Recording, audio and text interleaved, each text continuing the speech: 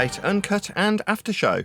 I'm your host Nathan Oakley, and if you are new to this channel, or you've not done so already, then be sure to subscribe. Hit the bell notification icon and join button if you'd like to become a Nathan Oakley 1980 channel member and keep up to date with the Flat Earth debate. If you would like to support the channel, there is a super chat that runs alongside each of these shows while they premiere, and there's also a coffee, Patreon, crypto and thanks button in the info box below the video. Speaking of Patrons, I'm going to do a quick shout out to all of you who do support me on Patreon.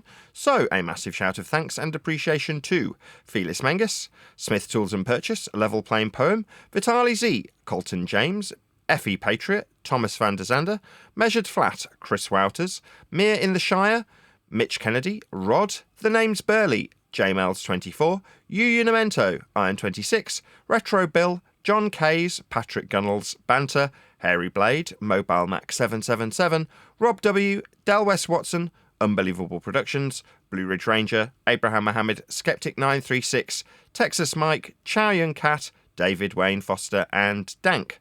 So another massive thank you to all of you for supporting me on Patreon. As I say, links to Patreon are below this video. And with that, I will hand over to whoever is in Discord and Google so you can enjoy their dulcet tones while I set up for today's live show. So that's what I'm hoping it's going to end up being.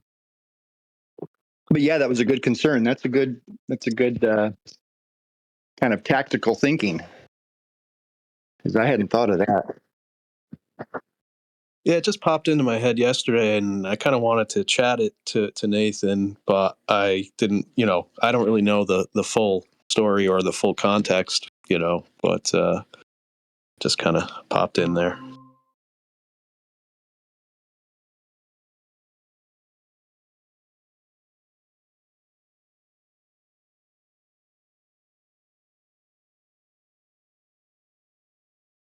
Well, he's here muddling about doing stuff. You might want to bring it up and just see what he says if he comes on. Oh yeah, good morning, Nathan. I was just saying to Surf Daddy, I just had a rando thought yesterday that what if potentially QE is sitting back quietly, waiting for you to transcribe the parts of the book that he contributed to, and then once it does get released, he's going to claim some kind of shenanigans that's his work or whatever as some kind of tactic. That was all. Well, what's he going to do if he does do that? What I've got documented is the entire process. That's to say, from first draft through to fifth draft. I've got all of that recorded. Some of it published. So you may have heard on the grapevine, oh, there's a leaked version. Well, who do you think leaked it? Me. Why? Well, right. So that it can be shown that I've published various sections of the book on my channel. Yeah? So I can demonstrate who it belongs to. Me. If you say, oh, well, I helped you. Yeah, I've also got the agreement where they offer their assistance and then give it whilst being recorded. And then having been subsequently published already on my channel, you think he'll have a leg to stand on when he turns around, if he turns around and says, actually, that's mine. No, he won't have a leg to stand on.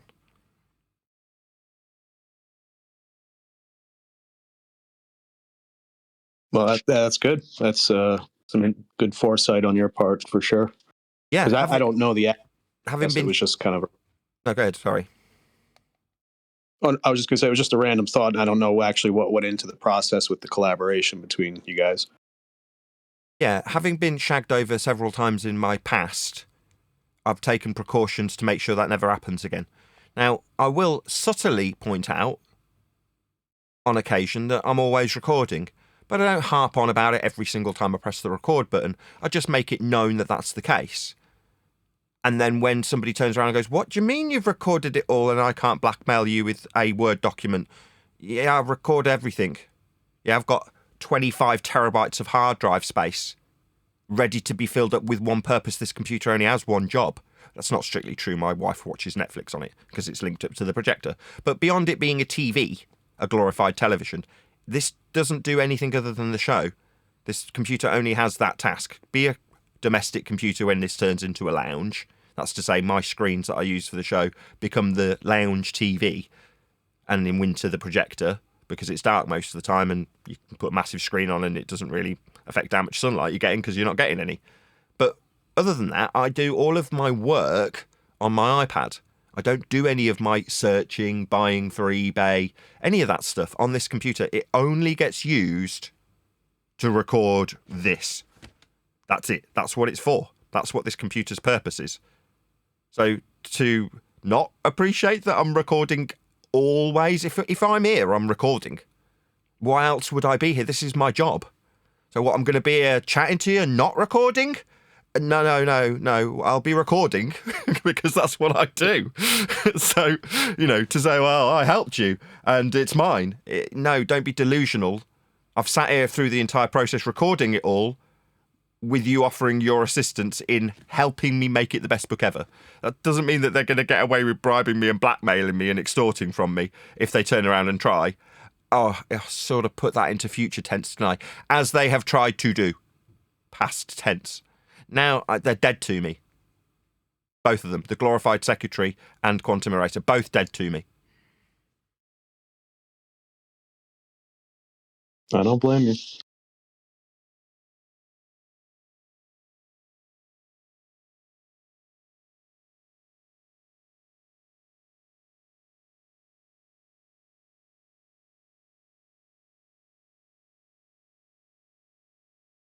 Anyway, I've got a setup for the... I am actually not set up. So as much as I'm like, yeah, I'm recording, I'm not actually ready to do my live stream yet. But there we go. You know what I mean.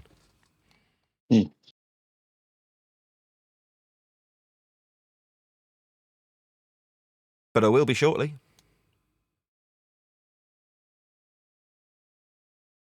How's everyone in Discord? Good morning.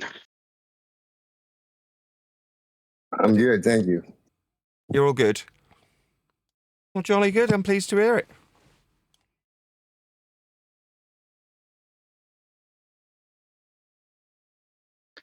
I'm reviewing a proto-thad video. Still now. It's kind of funny.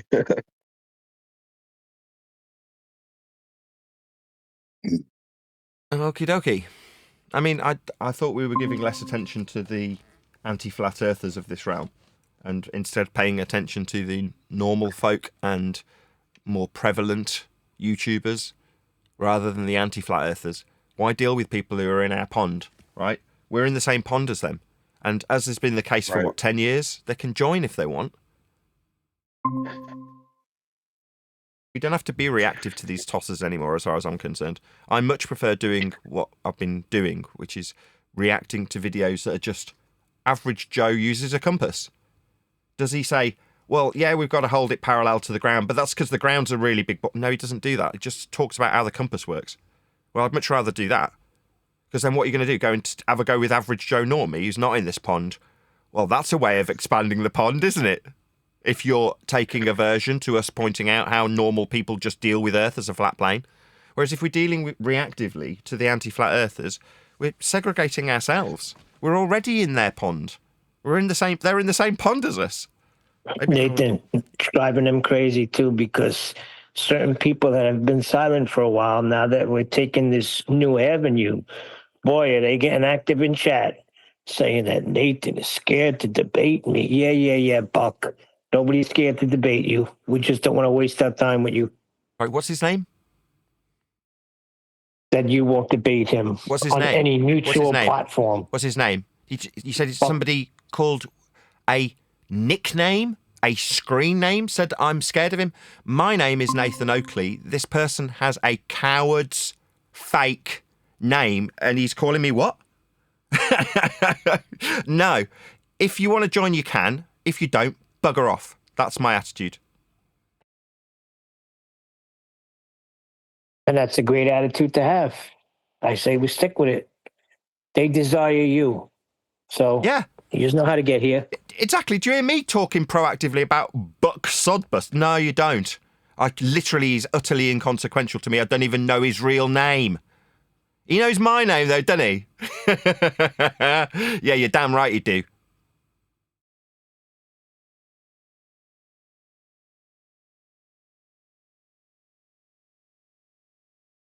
Yeah, I think that was a great idea by on deck to start doing things like that, because we're just dealing with regular, ordinary people that use tools on a flat Earth, and they say the same thing.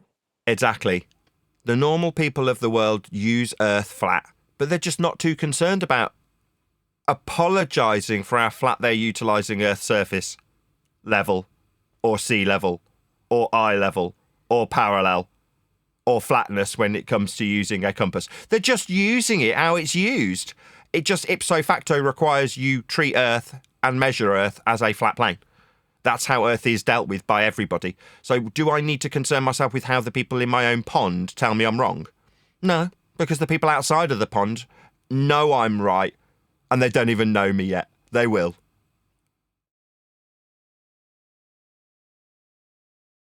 I got a really nice mic. I want to keep... The problem with flogging microphones, right, is I like them, all of them. So I get one. I'm like, man, this is such a nice microphone. I really want to keep it. So I should be selling them. And instead I put them up at a price that's like what I value it at. As in, I think this is nice, so therefore it's worth a lot of money. And then they don't sell. So I've spent about £350. I'm about £300 into microphones at the moment, or 350 quid that I've spent, having just turned a profit. So I've spent it all on microphones and some. I got my Patreon money today, and I just immediately spent all of it on microphones. So Terrible, you're really. highballing it because you want it. Yeah, basically. I got it, and I'm like, the one I got today was a Melon Audio 67. And when you buy this sort of stuff, you go, there's no way it can sound like a 67. A 67's a really expensive microphone by Neumann. Well, shockingly, it's got all of the ingredients for a 67, so why wouldn't it sound like a 67? You plug it up, you record on it and go, my God, this sounds astonishingly good. It sounds really lovely. And it looks beautiful. I might as well put it on. Let's put it on camera. You can't see this, but I'll show my audience, right? Let's just go on camera. So this microphone is what I'm talking about. It's not plugged in at the moment. I just made a video with it and then disconnected it. But let's just make it look like it kind of would with this cable coming out of it. You should have just plugged it in and just use it so you can hear what it sounds like as well. Don't see why not. If I can get the damn cable to go in. Let's just plug it in. 1 second. Right, let's mute my line and change to this one. Check, check. Oops, I've got it coming through my monitors. There we go. Can you hear me? That's so much Yes. sexier. So much sexier. Oh, yeah. So this is my Melon Audio MA67, and it's basically a Neumann TLM 67 ripoff. Is it 67? I think it is. Anyway, it sounds glorious. It's just a massive, large diaphragm condenser, transformerless. Sounds wicked. And it didn't cost a great deal of money. I think I'm flogging it for about 100 quid. And to me, I'm like, this is so much more than 100 quid's worth of microphone. You know what I mean? It just sounds fantastic. Looks like a proper studio condenser. It's like dangling down like you'd have something dangling in front of Frank Sinatra. You know what I mean? It just looks cool. Although it is actually a little bit low at the moment. Just raise it up a little bit. If I can.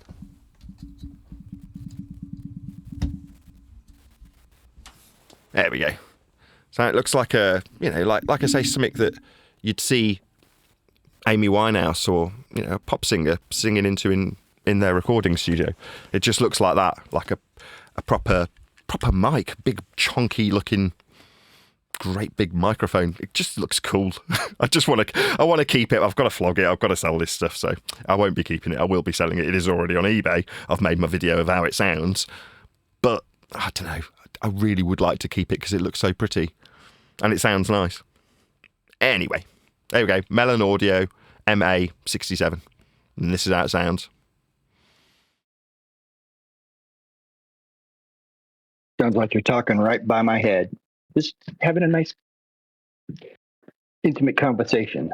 Well, I'm right on top of it. So you don't normally. I'm not anymore. I'm on my old mic, or my Neumann, my shotgun mic, which is miles away, which is a lot more natural. This mic sounds like people sound because you tend to be at least a couple of feet away from somebody when you're having a conversation with them. So this mic sounds to me like I would sound.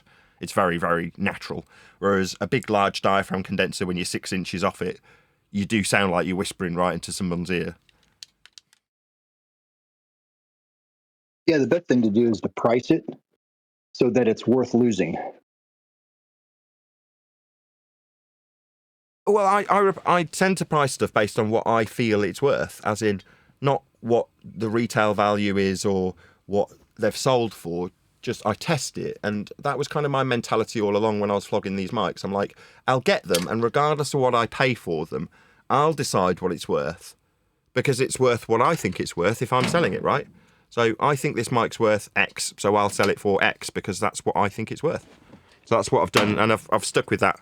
So I'm banging around now, disconnecting it all.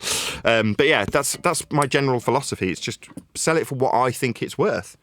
And then when someone pays that for it and they get it and they go, yeah, this is ace, they're never going to go, well, what does it sell for? What's its retail price? It's like, who cares? You know, the one you got was worth what you paid for it. Yeah, but he's saying soften the blow. So if you want 40 quid, double the price, 80 quid. If it don't sell, great, you get to keep it. But if it does sell, it's not so bad because you got a lot more money for it.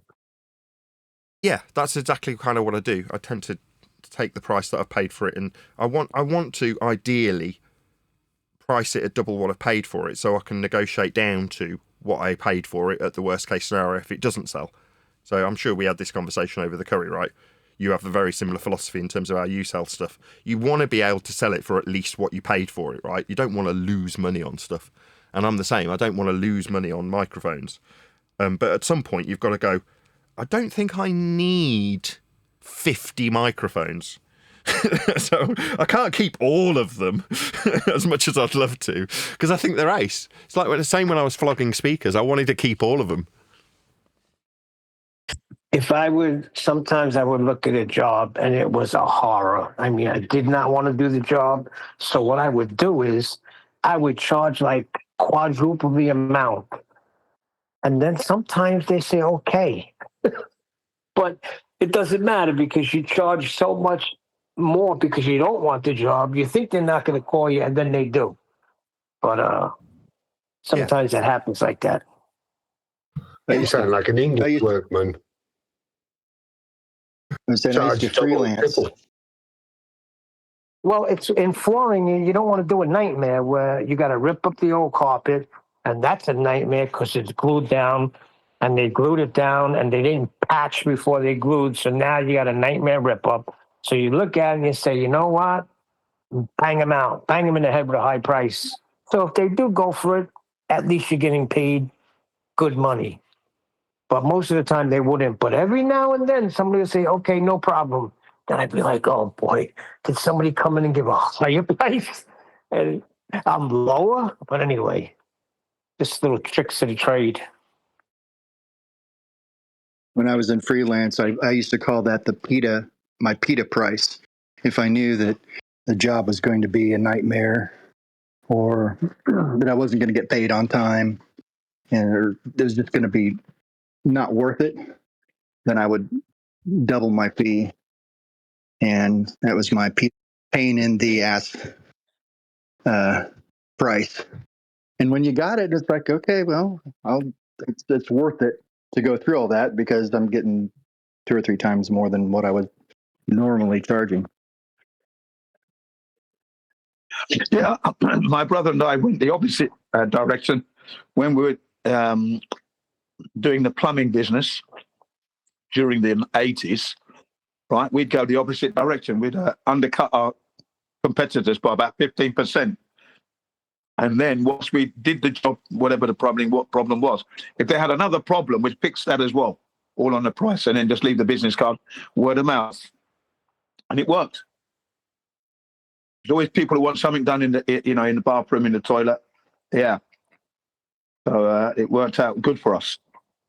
Being cheaper brought us more business. In the Islington area of London, that's where we were living at the time. Yeah, you were the guys that we hated. Guys that would drive the prices down so friggin' low that, carpet usually you get paid by the yard. And you would get $3 a yard in the 80s. People are still getting $3 a yard today. It's a damn shame. Well, we just thought, let's help the punters out and then bring more people coming onto the phone. And it worked. Was it? We were overwhelmed at times. There's a reason why milk is hold on. There's a reason why there's a certain price on milk. Do you ever see that scene in American Gangster where Monasante is the Italian gangster and he's going over it with Lucas, played by Denzel Washington? Because he came in so low and he's saying, us dairy farmers, we got to live too. There's a reason why we set the price what we set the price. So everybody can live. And when some people come in and they just go so low, nobody can live. Yeah, well, we wanted to get in quick, didn't we? So obviously, cheeky move, undercut your competitors. You're coming in hot. But we were good at our job anyway, Customers are always happy. Before us to other people, yeah. That's basically it, just undercut.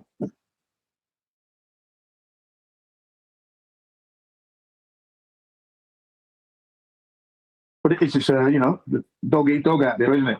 Yeah, the undercut is fine as long as you don't go so low where nobody's working. Like if somebody comes in 50 cents a yard cheaper, that's them. But when somebody comes in and they're doing it for a freaking $1 a yard, how's anybody supposed to make any money? Yeah. No.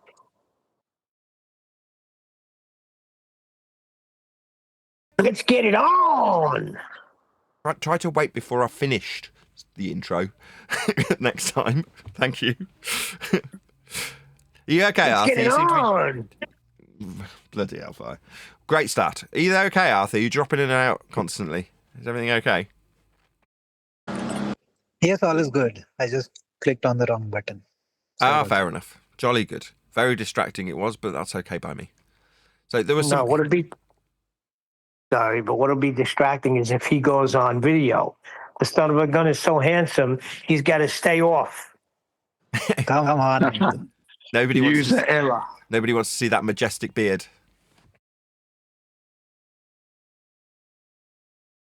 So there was some hints in the pre-show that we are causing irritation to our brothers on the other side of the flat earth pond by not wanting to engage with them anymore.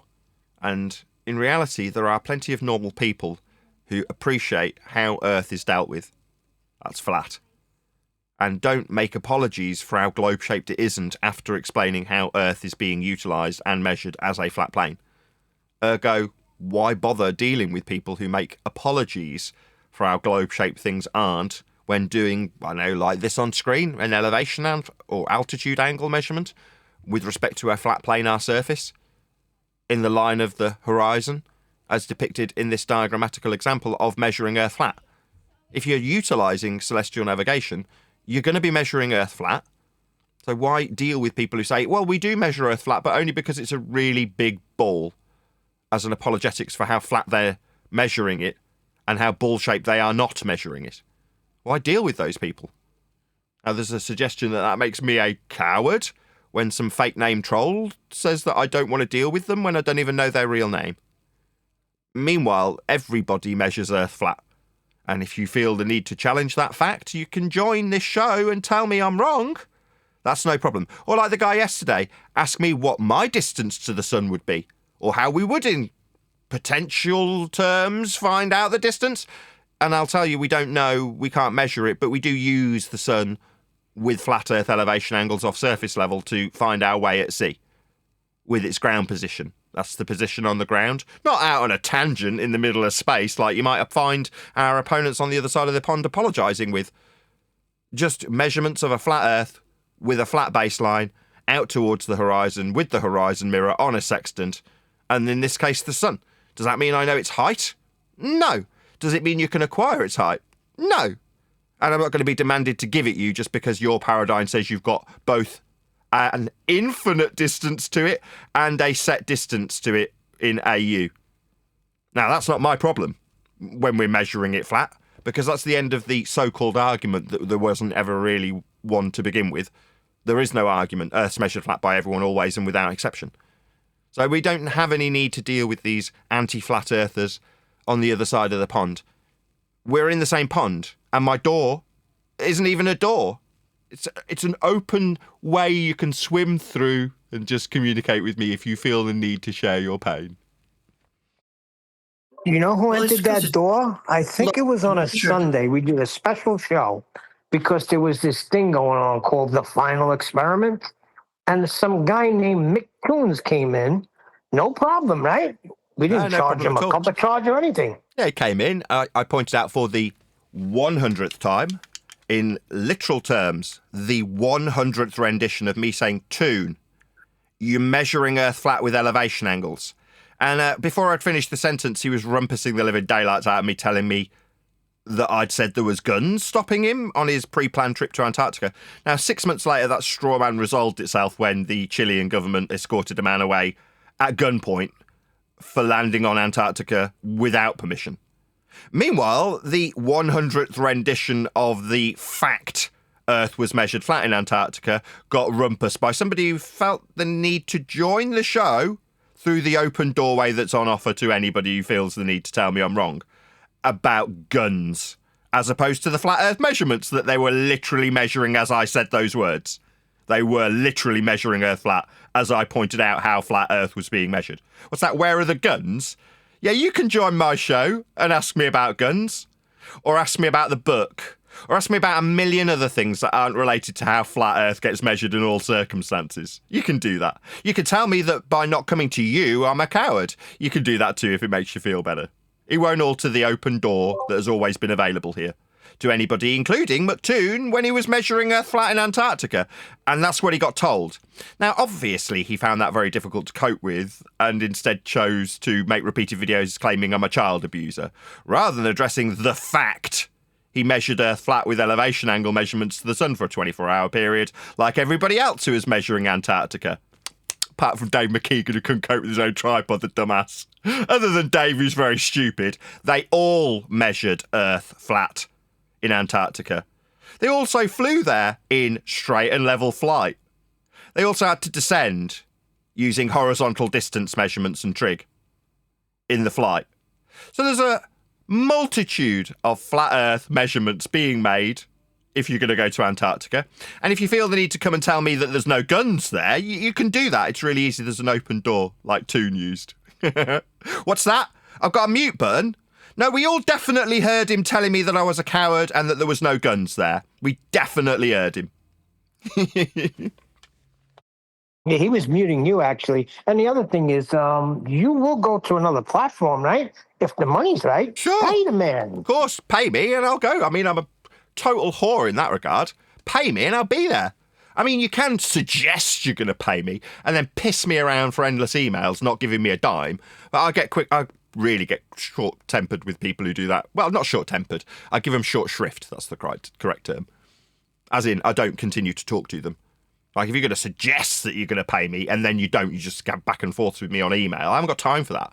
Like, I literally was to the wire today because I've got to do other things. The YouTube ad revenue has dipped. As much as that irritates me, I still have to pay my bills, and therefore I have to do other things to mitigate for the dip in potential earnings. Now, previously, I tried to mitigate for the loss in YouTube revenue when it happened 12 months ago by writing a book. But, you know, when you write a book, you end up with thieving bastards trying to steal it from you and take the intellectual property away from you. I mean, that's what happens. I mean, obviously, I've mitigated from a mitigation, and I've solved that problem too. And in the meantime, whilst mitigating from a mitigation, I've got microphones to sell. And right up until the start of this show, I was testing microphones to sell on eBay. That's just what you got to do. I mean, I will keep the lights on because this bit right now, not the coffee, but this bit making the show is the bit I love. I love doing this. This is my dream come true. And it is for many people. You ask the kids, what's their top job? They don't say astronaut anymore. When I was a kid, they said astronaut. Now they say YouTuber. And I understand why, as a YouTuber. Doing this, is an absolute dream come true. with my Neumann microphone, with my Stream Deck in front of me, my OBS studio, my Voice Meter Banana, my Google Hangouts on Air, now called Meet, and my Discord server. And my, what's the name for Skype now? Teams. And with my YouTube live streaming studio and my VLC and my chat boxes and all the other windows that are open that I run while I'm running this very complicated show, and potentially debating with scumbags that tell me that there's no guns in Antarctica. I'll do all of this simultaneously because I love doing it. This is a dream come true to be doing it, and a privilege. Now, I never forget that fact. It is a privilege to be a YouTuber. The fact that I have to supplement my income because I'm heavily censored by selling microphones and producing a book, so be it. But still doesn't change how much I love doing this. This is a dream come true. And you can join me in this dream. The door is open. You're all welcome to join. And if you swear or get stroppy, you'll still be welcome back the following day, like I say in every intro. Yeah, Toon's still welcome. Door's open, Toon. What's that, you want to tell me that there's no guns there? Yeah, there is. The Chilean government escorted a man away because he didn't have all the paperwork done. The same paperwork you banged on about for months up until you going there, that you simultaneously forgot about the moment you were on a call with me, having walked through my open door and participated in this dream come true I call YouTubing. Isn't it wonderful?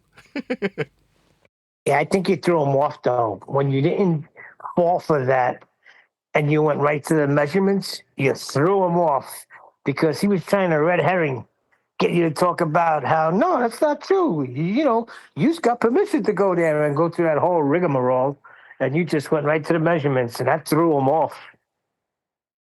Yeah, well, I've been saying it for quite a period up until that moment, hadn't I? Like, we're measuring Earth flat, elevation angles. I mean, I could just think of one example, like 100 times, well, actually 99 times, that I'd said it to Toon personally. You think he'd, be shocked and shaken when it's literally been 99 prior times that it had me tell him, you're measuring Earth flat with elevation angles. What a shock! He wanted to go straight to the measurements he'd gone to 99 times every single time he'd communicated with me. Is that a shock? No, if nothing, I'm very predictable. I went straight to the measurements of a flat Earth that they'd been using and were doing as I said the words, you're measuring Earth flat. They were doing it right then. All of them were measuring Earth flat for 24 hours. Apart from dumbass Dave McKeegan, who couldn't cope with his own tripod. Other than an idiot named Dave McKeegan, they were all measuring Earth flat for 24 hours, and Toon had been informed of that 99 times before getting on the phone with me. I mean, what a happy coincidence that it was literally the 100th time when he joined my show without any impedance, if I could get the word out. Nothing stopped him from joining to tell me that there weren't any guns there. What about the guns that escorted the guy by the Chilean government? What about those guns? Oh, right, you got all the paperwork done to go and measure Earth flat. Yeah, and I told you were measuring Earth flat 99 times prior to getting on the phone to me. So what, was it a shock? I don't think so, Neil. I've got to be honest. I'm pretty predictable. Yeah, but the Earth is measured flat locally. So, you know, if... because it's so fucking big, it's, excuse me for swearing, it's so big that it's measured locally flat. So, you know, maybe somebody would have the idea to have like 1,000 people measure the Earth all together. Yeah, like wait, all over the plane all simultaneously. A bit like, I don't know, who could we lean on? Maybe Simon Dan, who did exactly that. I mean, obviously the people on different continents weren't local to Dan, when they all measured Earth flat simultaneously with the sun and elevation angles off surface level. I mean, obviously, if the surface level isn't level, then you're not measuring angles. But they did. They all measured Earth flat, non-locally, to Dan, the organiser of that little event where everybody, not locally, yeah, not all of them are local to Dan. They're all very much distant from Dan. But they all measured Earth flat simultaneously, didn't they, with the sun and their elevation angles off surface level? Yeah. So you can say, local to you and everyone else around you, you all measure Earth flat. But as I said in the pre-show, these idiots no longer hold any fascination for us. They're in the same pond as us. And like Toon, you can join. We're in the same pond. It's just you get all the money and views funneled towards you because you sit in line with the Western world, nay, worldwide one religion that came from the Roman Catholic Church of being on a ball, flying around the sun in Keplerian motion scaled by Christian Huygens.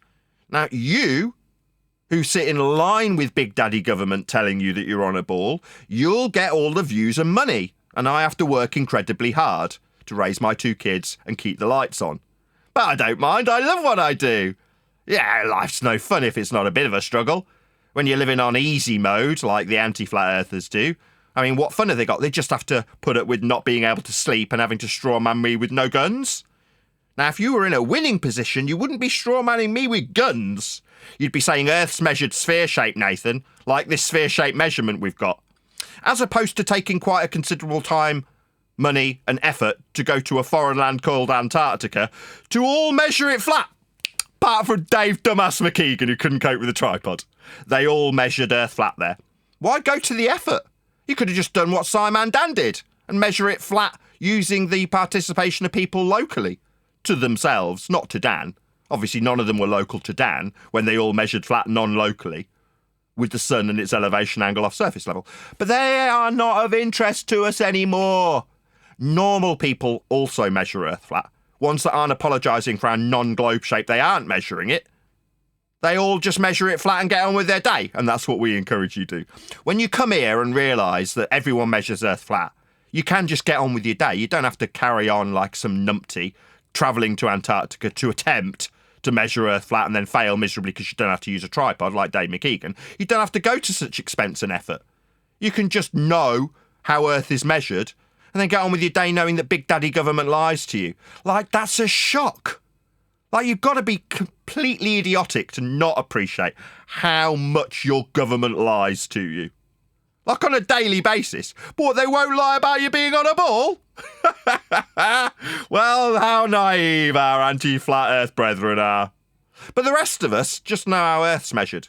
Like when you're using a compass, or a sextant, or a protractor, or any tool for measuring the surface for an angle, or any distance measurement along a straight horizontal, the surface level, or how high or low things are with respect to sea level, or how you fly in straight and level flight, parallel with the surface level, measured from the sea level.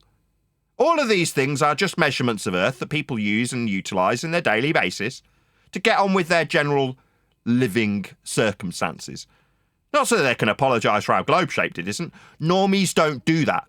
The only people who do that are the people losing sleep on the other side of our pond. Now, they get money to compensate for their lack of sleep. Me, I rejoice in the joy that God has given me by being this flat-earthing YouTuber. I know I'm right. And that's priceless. You can't put a price tag on being correct when it comes to a fundamental alteration to people's trained Big Daddy government worldview of being on a ball. You can't buy what I have. It's not got a price tag. But what you can do is funnel money to people so that they can compensate them for losing sleep when they, too, travel to Antarctica to measure Earth flat. That'll need compensation. And the views and the popularity and the subsequent ad revenue that you get from that. Compensation. But that's what it is. They're being compensated. Me, I'm being censored. But I'll get by. I want to put a big shout out, a massive thank you to everyone who recently has given me money via PayPal. I haven't kept a penny of it. Every penny has gone to my wife to transcribe my book that 2 thieving bastards tried to steal the 5th draft of. Now, she is working her little socks off, bless her, and she's motivated because people have given me money on PayPal. Now, I could just say, oh, just keep it. She's my wife, she'll do that anyway. But she's very shrewd and she asked me, can I have the money you get on PayPal? It's like the random donations that you get. And don't get me wrong, throughout the month I might get 20 quid here, 30 quid there. But since the shit hit the fan, for want of a better terminology, people have been very, very generous. And I want to be upfront about that gratitude that I have. It's all gone to my wife, and I'm extremely grateful to be able to do that. Thanks to the people who give me money on PayPal. I am so grateful that my wife does it almost daily. Whenever she gets a spare 15, 20 minutes, she'll be transcribing videos. And I'll listen to the dulcet tones of myself, making my book. That's something else I want to make clear. If there's any inference that some thieving tossers were actually the authors of my book, having listened to the recordings, that's a complete lie. I wrote my book. There were no ghostwriters. There were a couple of trumped-up secretaries who tried to thieve from me. But having listened back to the recordings, wasn't their work, never was. Just liars. It leaves a lump in my throat that I should talk about former friends this way. But nevertheless, life moves on. And if it wasn't for such turmoil, I wouldn't have such a wonderful ending to my book when it's finished, would I? So life has a way of working out for the best, and this is no exception.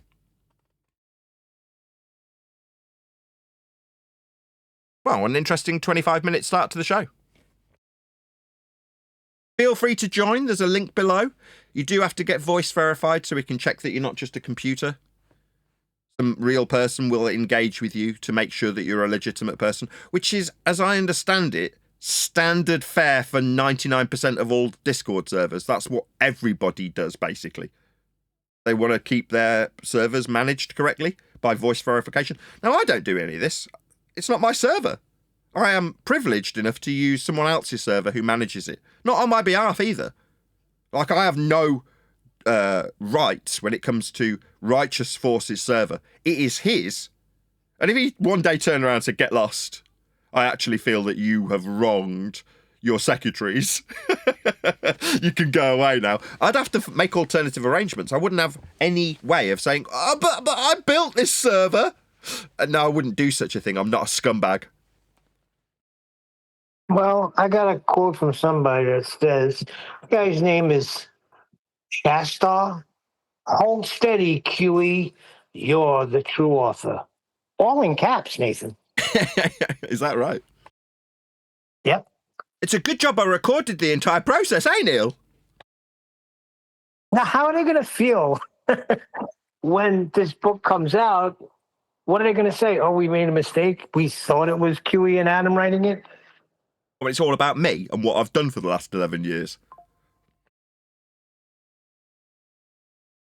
That's not going to be a shock, is it? Well, my wife's going to be happy. I've just received a PayPal. Shout out to, is it Michael? Thank you very much, Michael. You flashed up for a second and now I can't get into PayPal, but we'll do a proper shout out as you've done it during the live show. Yeah, it is. Thank you very much, Michael, for sending me money. I will immediately forward it on to my wife. She's going to be very pleased. Second PayPal of the day. People get behind you, Nathan, because they like what you're doing. We like what you're doing. I like Stay what true I'm to doing. yourself. I love what I do. I said that a minute ago. I'm just repeating myself. But I do genuinely love what I do. The microphones, less so, right? They're like anything retail. You get to a point where you're doing it because you need to do it to keep the lights on. And I remember my folks when they were flogging computers and they wanted to give me their business. They wanted to retire. And they offered it to all three of us, me, my sister and my brother. And we all said no.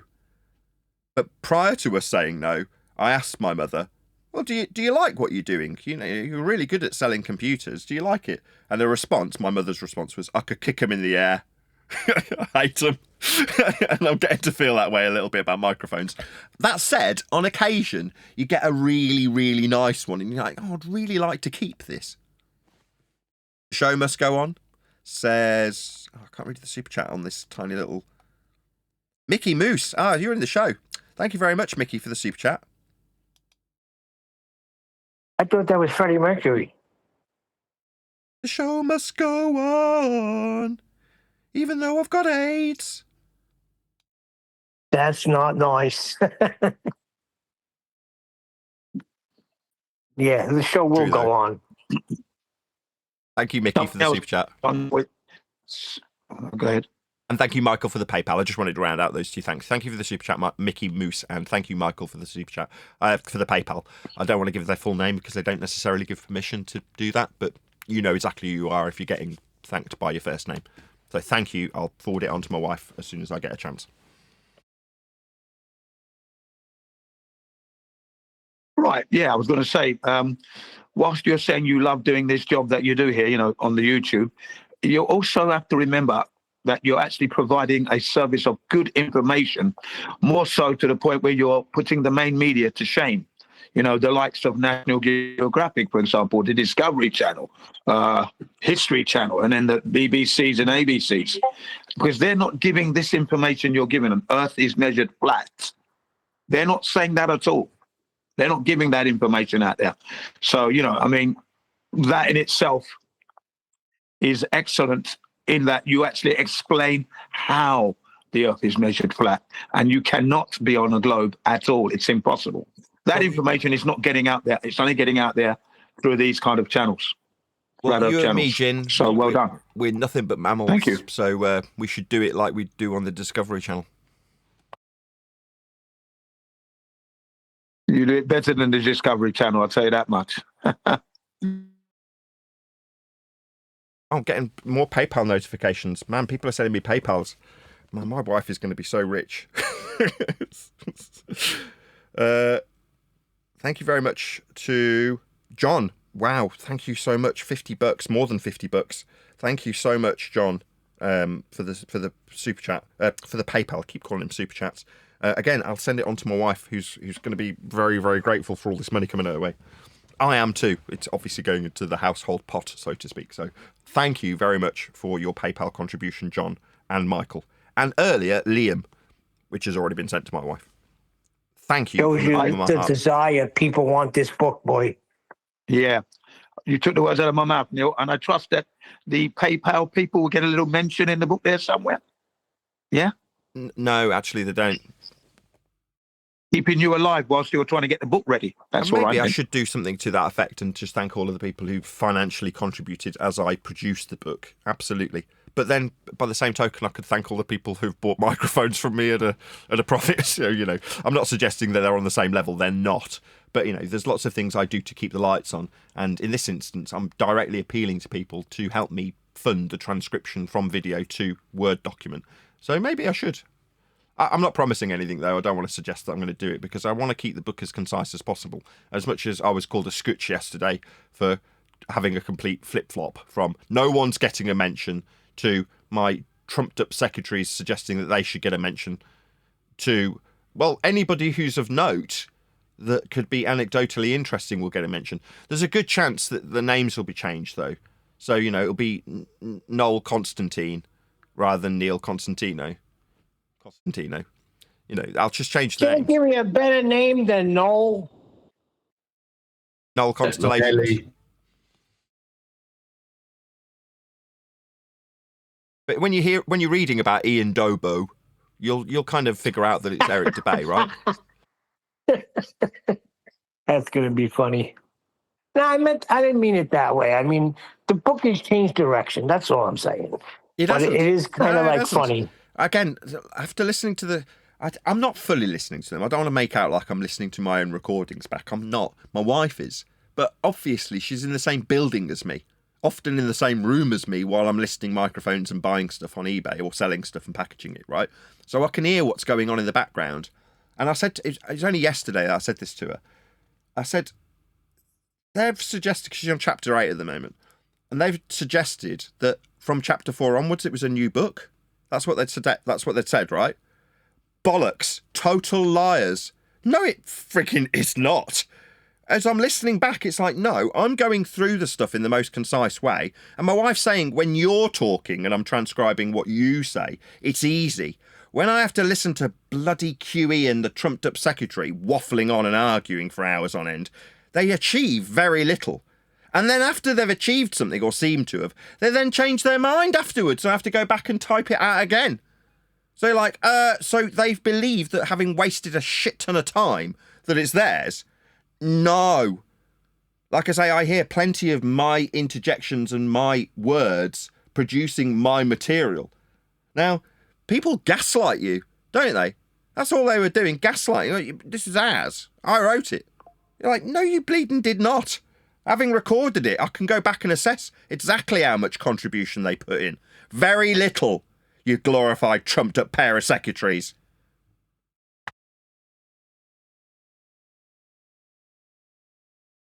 Wow. 5 Lion Toys. Thank you so much for the PayPal contribution. This has been the biggest run of PayPal contributions I've ever had. Thank you so much. Wow. I can't quite believe how many PayPals I've been getting in. Really appreciate it. I'm going to be sending my wife about £100 in the next half an hour when this live show ends and I get a chance. Wow. Thank you so much. She will be elated. I am elated to be able to be in a position to do that and send her money. And each time I do, she says, "Thank you, audience," as in she responds in how can I term this? She's thankful to the audience that supports me so I can support her.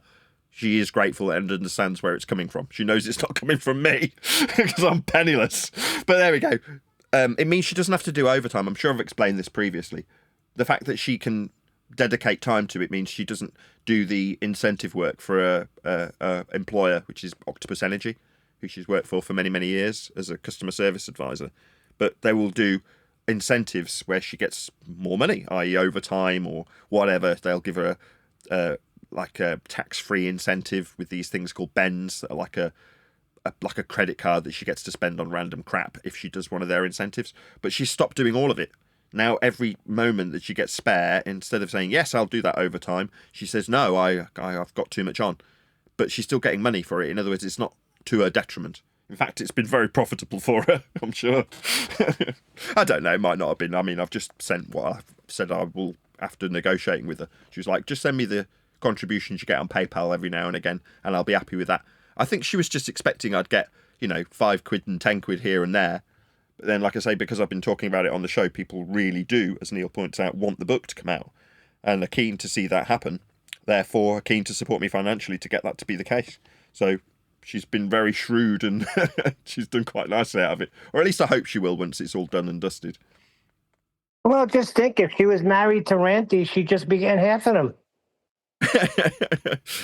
Well, I mean, I'm not going to lie. There is that temptation when you get a whole bunch of them to say, well, she wouldn't know if I didn't give him her all. But it's like, why would you be that person? Then you'd just be ranty, like you say. So I just say, you're doing really well. You're very shrewd by asking for the PayPals because you're doing really nicely out of it. Just don't ask for co-authorship. She joked about that immediately. As soon as she started to do the transcriptions, and we were talking about it on one of the shows, she appeared to get herself a cup of coffee. And she said over my right shoulder, "Are they talking about my book?" That's what she said. But she said that they'd done me a favour. This was the conversation I was having with her last night. She said, they've done you a favour. Like, the bits that you contributed to your own book with, as weird as that phraseology is, are outstanding. And they won't need that much polishing. But your trumped up secretaries, they haven't actually contributed that much. They've tried to force it into a direction that it didn't need to be going in. And by betraying you, they've done you a favour. Now, I like my wife. She puts positive spin on things to keep me sane. Now, how true that is, like I say, I probably listen to 5% of what's being transcribed while she's doing it. Because it upsets me. I've got to be honest. I don't want to hear their voices. But, so for that reason, I try and stay out of the way. But I can hear enough to know that they've gaslit me into suggesting that it's theirs and that they've done a shed ton of work. They haven't. And you knew that, Neil. You were telling me that all along. But when someone's gaslighting you, you second guess yourself. Is it really theirs? No, it bleeding isn't. Now, thankfully, I had somebody loyal, Neil, telling me, no, what are you talking about? It's not yours. You haven't suddenly usurped the original author. It's all about him. And you were there sat while I was going through it. Now, towards the latter stages, when they did more forcefully take over in some of the later chapters, it became boring. Like, very boring. To the point where I lost all interest and was participating less because it became tedious listening to their boring waffle. I'm sure you'll agree with that too, right, Neil? Most of the time I was playing Fortnite. The other thing, I might have said this previously, right, as we're on the subject. I'd shown my wife a whole bunch of videos when I first dug them all out and said, some of them don't actually have the text on screen because I'm playing Fortnite. And I've just, out of muscle memory, pressed that button on my Stream Deck while I'm playing the game. So the game's up on screen instead of the text. And at first, she had a quick look at them and went, a lot of these aren't going to be any use. They're no use. Sorry. Idiot. Why did you have your freaking game on screen? That's how she reacted to him. Now, since she's actually looked a bit more closely, she's completely done a 180-degree U-turn on that. She's gone, no, because you're obviously recording all the audio, I can still take in what you're saying while you're doing the recording. And it is still transcribable, even though there's a game on screen and there's no text on screen. So it isn't the case that just because I've recorded stuff with my game up on screen, that suddenly all for nothing and that bit of information's lost. Not at all. So it's only upon second assessment, now my wife's into the later chapters, that she's gone, no, actually, these videos are just as useful. So that's good news. I'm very pleased.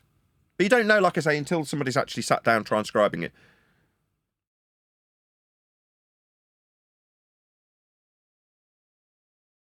So there we go. You've got a whole bunch of money, by the way. People have been sending you loads of PayPals. I say sending you, they've been sending them me. My wife's just walked in, I'm just telling her.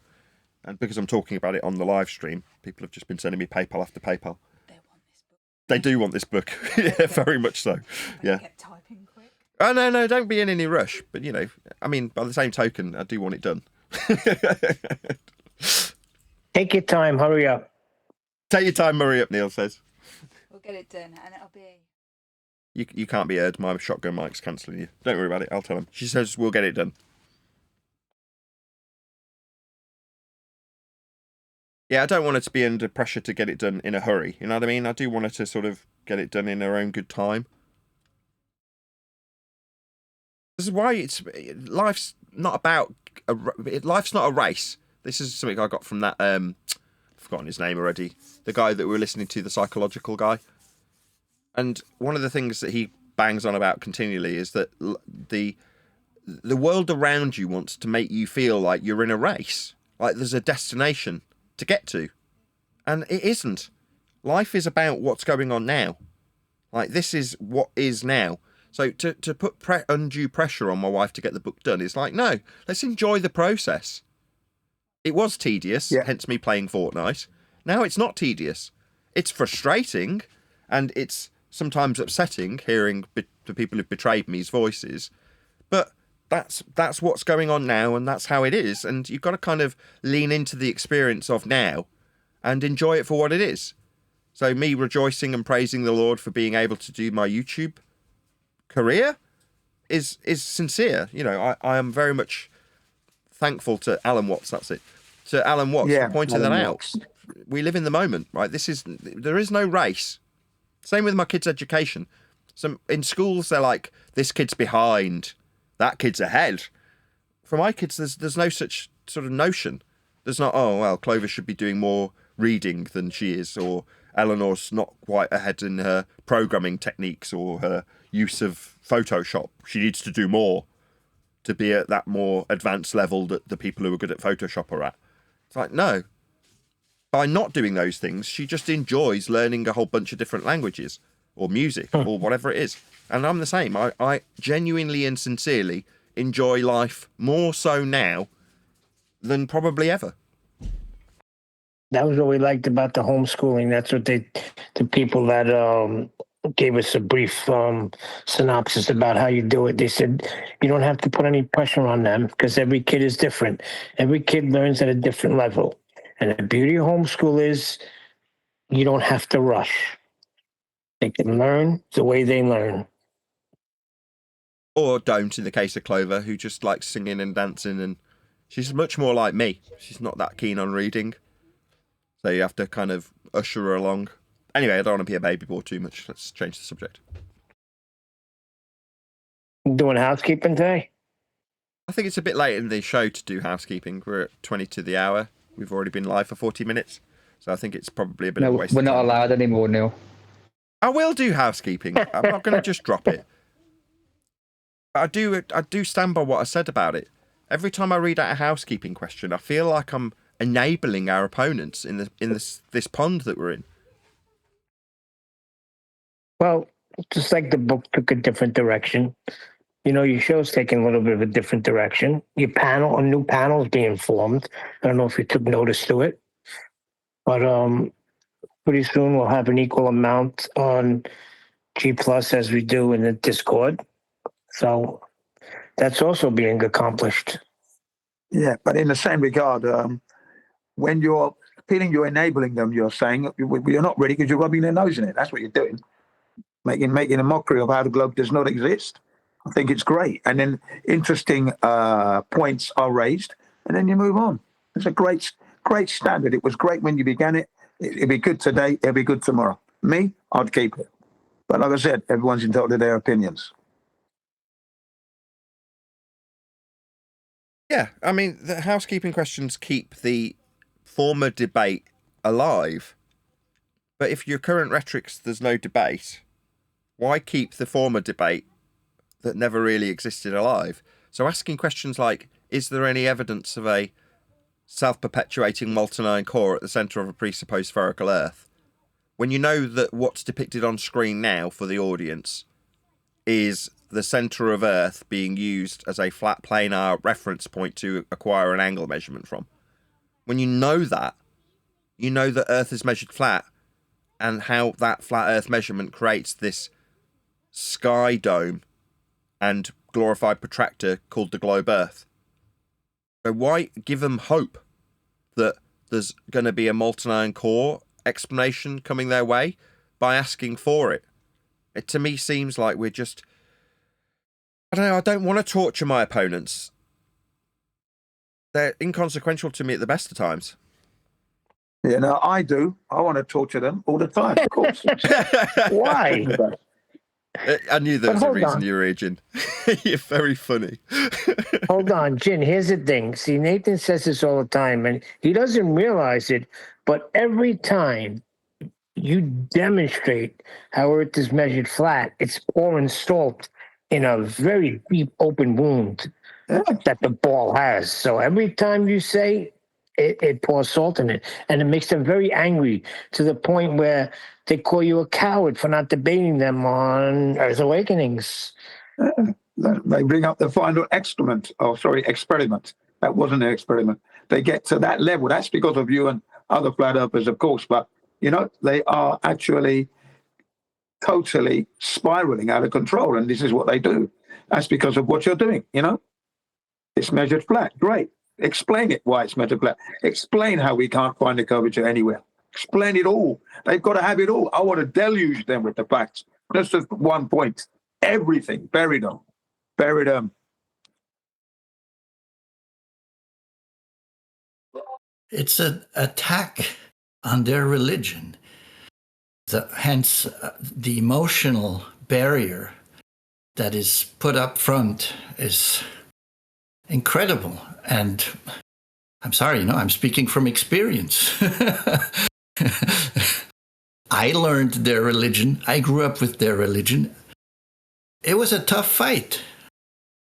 It was tough. It was hard keeping it up. And it was hard to admit. That wasn't for me. The truth is the truth. That's it. Hold on, the truth is the truth. Jin, as much as we do love to hear what your take is on someone else's opinion, he hasn't actually given it in full yet. My apologies. Carry on, Mickey. Yeah, so, I'm sorry, I have to recapture my thought. I grew up with the globe Earth, with the iron molten core and all that stuff. Star Trek, the incredible psyop, mind brainwashing procedures of the modern age. It was very thorough, and it was very effective. And you're right. It's the truth. But that's where truth is often not enough, because we're dealing with a religion, and in religion, truth is often misunderstood as belief. So if I believe it, then it must be the truth. So it's a real mindfuck to get out of that. And, nothing that couldn't be overcome with a Nikon P900 across a lake of 20 miles. But still, it takes courage. And we tend to underestimate the effectiveness of all that brainwashing, because we're on the other side of it now. But hardly anybody in here was convinced from the beginning that it was flat. That's not true. He means at the beginning. Okay. He said at the beginning. Carry on, Mickey. Well, yeah, I mean, as a 14-year-old in school, the teacher says that, and they show us this, and they show you that, and wow, I didn't necessarily question everything they were telling us. I did have the experience and the luck that my dad had a really good telescope, and I had made some observations that contradicted what I had learned in school. But, at a younger age, that wasn't enough to just throw out the entire world view and religion and world as it was taught in school. It was only later in life that I got more interested in it. But I'm just saying that from my point of view, I understand how difficult it is for the opposition, for the Globers, to hear what we're saying. And I've shared this experience with you before also, where I show university students at the Lake of Geneva in a Nikon P900 across 20 miles, an object that is not possible to see according to their calculations. And I go over through the calculation with them before I show it to them. And I get incredible responses. One of the most entertaining being, there must be a problem with your camera. So that goes to show how profound this indoctrination really is. Yeah, you're saying it's a religion. You empathize with them, right? You feel their pain and sympathize that they have to go through such pain. Now, unlike Jin, who likes rubbing it in, you can appreciate that their pain gets projected onto us, but you still empathize with their pain. Exactly. But not only that, it also is the reason, from my point of view, for the premise where the conversation always starts, which is, disprove the globe, when the conversation shouldn't and must not start at disprove the globe. The conversation has to start as, how do you measure anything? How do you know anything?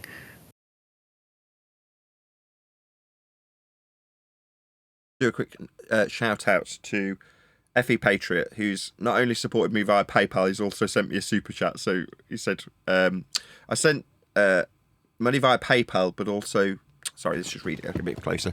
I sent the 100 card via PayPal for your wife, and this one's for you. You are both awesome. Thank you so much for your generosity. I really do appreciate it. I'm literally just typing you out an email response via PayPal to thank you, but I'm also thanking you for the super chat while we're live. So thank you very much. And also thank you, Mickey, for buying me enough time to send a whole load of thank yous via PayPal.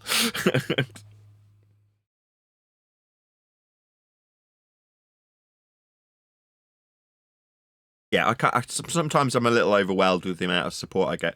The generosity of the community is overwhelming.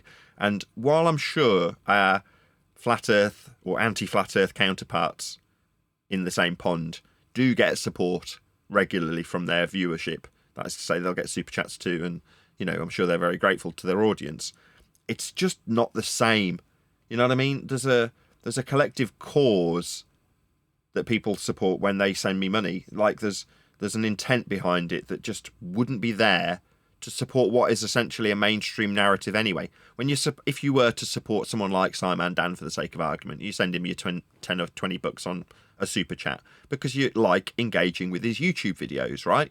Now that's all well and good, but it's not the same as someone saying, man, I really want your book to come out. Here's some money to give to your wife, and I'm going to send you a super chat. That's so much more than just the money. Obviously, I like the money. I'm really grateful for the money. I'm not going to pretend I'm not. And it is hard-earned money that people are giving me. So again, I do appreciate that. But it's the sentiment behind it that just makes it so much more valuable to me. It makes the world a better place for me as an individual, and obviously my wife in this extended circumstance. But I just highly doubt that type of sentiment can ever be ascribed to somebody who's PayPaling Dave McKeegan for failing to use a tripod or whatever. You know what I mean? It's just never, it's not quite the same. I don't know that for sure, but I can't imagine that someone would be, you know, so keen to say, without you, I wouldn't be on a ball anymore. Do you know what I mean? Whereas people tell me all day long, I'm really grateful for what you do. You've got me off the ball. I appreciate how Earth is measured flat now. That's the kind of sentiment I generally get. That kind of gratitude isn't comparable to our anti-flat Earth competitors. I just can't see how it could ever be mirrored. Somebody correct me if I'm wrong, but do you know what I'm getting at? I don't see how there could be a comparison in terms of the type of support and the sentiment behind it that I receive.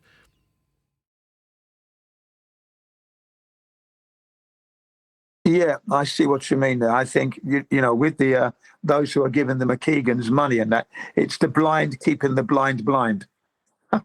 in a way, you know. That's a good way of putting it. Whereas, there you go. Shout out to Unitox Femi, who's gifted a membership to somebody who picked up the membership. Sam received the free membership. Welcome to my membership, Sam. In the world of the blind, the one-eyed man is king, implying you don't need perfect vision. You just need to be better than everyone else around you. Well, that could be taken as extremely derogatory now, couldn't it?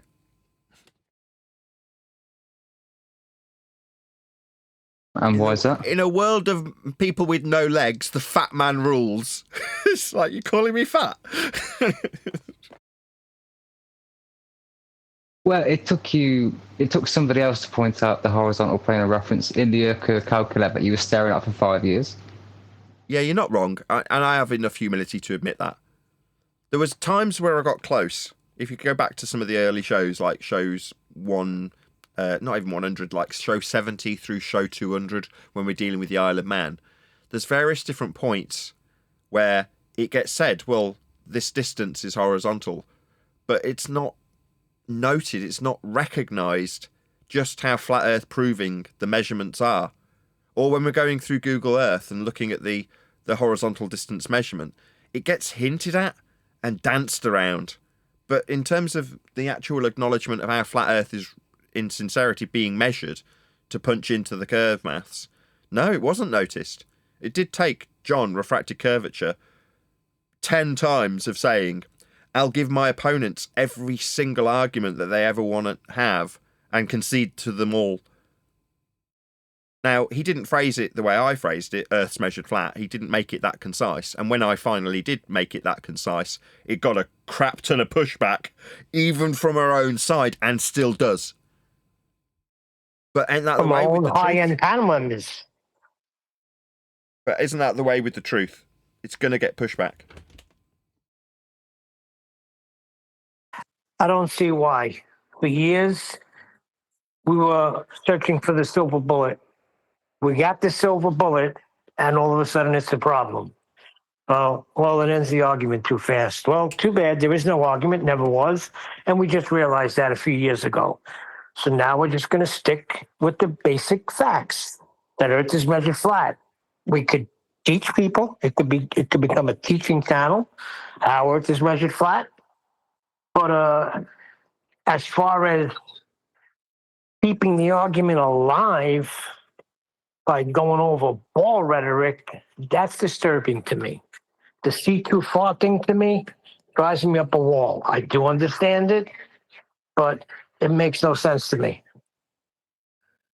Well, I was going to say what that is earlier. The argument? What is the argument for the molten core, that it could have magnetism when we know that the molten iron cannot be magnetized? So, yeah, let's talk about that. What was their argument? Instead of pointing out how it's measured flat. Yeah, that's very old school, Mickey. So I was going to say it earlier when you did it with P900s, the same thing. You're like, well, we can disprove it with a P900 at 20 miles. You're like, just take a step back from that statement. You don't need the P900. You only need the 20 miles because they're measured flat. And Exactly. In terms of the molten iron core, like at the center of a presupposed spherical Earth, how did we get a presupposed spherical Earth? Well, we measured Earth. Okay, well, what did we measure? Flat Earth elevation angles to Polaris at the minimum, or we measured the height of a mountain off a flat Earth with trig to derive a radial value by measuring a point below the surface level we measured, flat, with a parallel eye level. So you don't need the argument for the Curie point, which is what you're pointing out. What Mickey, for the audience's benefit, what Mickey's pointing out is that the rhetoric for a molten iron core has the molten iron core at a temperature that's beyond what's known as the Curie point.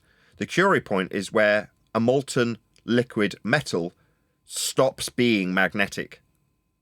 So the reason we say self-perpetuating molten iron core is because their rhetoric requires it generate a magnetic flux through its movement. That's to say it's being stirred up and spinning to generate the magnetic field. So how does it spin? Well, it's self-perpetuating. It spins of its own volition to be beyond the Curie point and still develop a magnetic field inside an Earth that's been claimed to have a radial value based on flat Earth measurements. You don't need any of the previous rhetoric. You just need the flat Earth measurements to start the story. But when you start the story with a radius derived from flat Earth measurements, everything else becomes moot, doesn't it? And that's kind of the problem with the housekeeping questions. All of them become moot when you recognise that every single road led to a flat Earth after you started picking apart the rhetoric for seeing too far with a P900. Too far? Well, where's the limit for it to be, quote, too far? How far is too far? Well, the too far is based on a begging the question proof of nothing perspective hijacking Earth curve calculator that requires you input values that are measured off a flat Earth. So suggestions of seeing too far become moot when you know that the measurements are flat.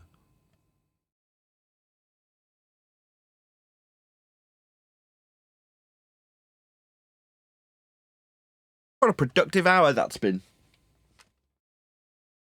Yeah. I'm still going to be using it though. I'm still going to, because I think people like to see that 20-mile distance and see something 20 miles away and be amazed that they can see something 20 miles away with a camera. You know, that practical application of the measurements, measuring flat and seeing it in actuality properly from the sea level. Yeah, you know, it's breathtaking. Yeah. And that experience must be experienced by every human being who is learning about the Earth being measured flat. So okay to have it on paper. It's okay to explain it as it is with the trick, and you explain it. Let's see it. You're what's called stubborn. And your purpose here is to be that person, actually, Jin. I was talking about this with Craig on the panel. He's called Click OK. He's not here at the moment. Yeah. But I was over a curry on Friday. We were pointing out, like, everybody on the panel has a certain place. They find their own place. And your place is to be that guy, stubborn. You like the old school rhetoric of seeing too far. Now, you'll acknowledge how flat Earth must be measured with 20-mile distance when we see, quote-unquote, too far. And you'll point out that we're seeing beyond the limitations of a begging the question sphere edge horizon measured off flat Earth with a surface level and a parallel eye level. You will insist on using those arguments in spite of me pointing out how flat Earth must be measured to make said argument. But that's where you're useful to the debate, because people who come and go, well, haven't we got a rhetoric where we see too far? It needs someone to point that out with stubbornness, with me correcting it constantly. And that's you. That's your place here currently. Okay, well, never mind. If that's going to be my place, that's okay. But the point is this. I always say we're seeing further than the Earth's curvature would allow if the Earth is a globe, which we know it isn't. And then you need to experience that. You need to see that with your own eyes so you know. So when you're seeing that distance and you know there's no curvature to block in your line of sight, the Earth cannot be a globe. That's a practical application. So by comparison, people see it every day. Hold on, Neil. By comparison, if I was to say the temperature we experience in summer is hot enough that you could say if the Earth was a giant roast chicken, we would have temperatures that would be in excess of the temperatures we experience in your average English summer. Therefore, the Earth isn't an assumed to be giant roast chicken that I'm going to beg the question of in this suggestion, that the temperatures are only conducive of a non-roast chicken Earth. My reply to that is, why would you assume Earth's a roast chicken, offer it up to the opponent, and then explain why it isn't? They've been taught and indoctrinated that it's a globe. They're carrying that in their mentality, but when they see it's not a globe, for real, through their own efforts, and they see it, in spite of their knowledge that it's measured flat, and they understand that, but they actually witness it in the practical application sense of it all, yes, it drives it home. I'm going to be using it for the rest of my life. So it's a combination of things, a preponderance of evidence, proofs, in fact, and then practical applications. And there's no way that they cannot learn from it. So, sure. It's always going to be there. Well, while you'll do that, and Neil's figured out the way to do it, which is to intentionally and overtly play devil's advocate whilst doing it as a pretend baller, right? You're saying, no, I'll toe the line of an old school flat earther with the too far arguments. And I would respond, yeah, but you're going to get me interjecting, and I welcome it, and saying, but for the fact that 20 miles is flat, we couldn't have this argument. I like to terminalize it as the terminology of we are seeing further than the Earth's curvature would allow. That's for those stubborn ones who are still trying to say that it's curved. And I said, no, it's not. I got that. And this is how, because it's measured flat, and this is blah, blah, blah, blah, et cetera, as to how it's measured flat. And then you say to them, here, have a look at this. Take them there. Sure. Show them that. We measure the temperature of Earth as though it isn't a roast chicken. But if we assume it is a roast chicken, then the temperature would be a lot hotter, and it isn't as hot as a roast chicken. Therefore, the Earth isn't a roast chicken that I'm going to assume it is. And explain why it isn't. I'm not assuming the Earth is a globe. I'm talking to those who still think the Earth is a globe or are insisting it's a globe. And then you're showing them how it's measured flat, and they still don't get it in their head. So they need to see it. That's what I'm saying now. Okay, because you can, like I said, you can have it on a board and you can have it on paper, but the practical application is necessary. The visuals, because some people don't get it. They just don't get it. You get it if you're in an airplane, it flies horizontal. You're on a ship, it's sailing horizontally. Hot air balloon, you see the levelness. But some people don't get it. So you have to walk them through that. Yeah, Jen, let me ask you a question. Every time you step outside your door, you experience Earth flat. When have we ever experienced Earth ball? Right. So why do I got to take them somewhere to show them a 20-mile footage? I feel sometimes you do. Sometimes you have to. Part of the learning let me process. just rephrase it. Hold on, Jin. Let me just rephrase it for you. You don't have to prove non-positivity. That's what I'm trying to drive at with the roast chicken thing. If you're going to say Earth isn't something, that's not incumbent on you to do. You don't have to prove non-positivity. Yeah, that's fine. Yeah. But the fact that I can is okay for me. I can prove that. We're going to go around in circles. I can and I will. Thank you. But you don't have to. I don't have to disprove a non-inertial turning reference frame of Earth. It's incumbent on the person claiming it to demonstrate that it is, with a positive assertion backed with evidence. I don't have to prove it isn't. That's not necessary. But I'm going to round out the show on that note, unless there's anything anyone wants to add from Discord. Feel free. Speak now. No. With that, I'm going to say, if you are watching this on either Nathan Oakley 1980 or Nathan Oakley Premiering streams, then stay tuned, as there will be an after show to follow. Every psychology to do that. That's why I've been doing it for like 10 years with great results. Yeah, see, when I was doing flooring, you're taught to cut in carpet. When you first learn, you're taught to take your stair tool, which is such a chisel, dig it in the corner of a wall and make a line. Just put a lot of pressure and go straight across the wall to make a line.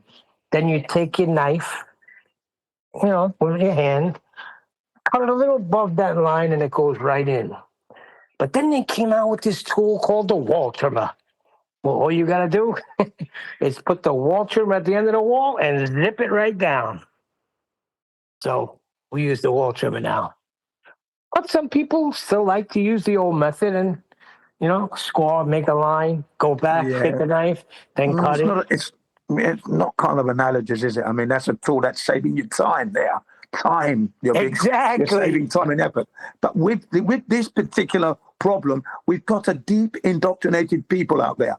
So giving them this, it's measured flat is a bit too quick for some people. Some people, you have to take them through the steps of making measurements. Have a look at this distance. Where's the bloody curvature there?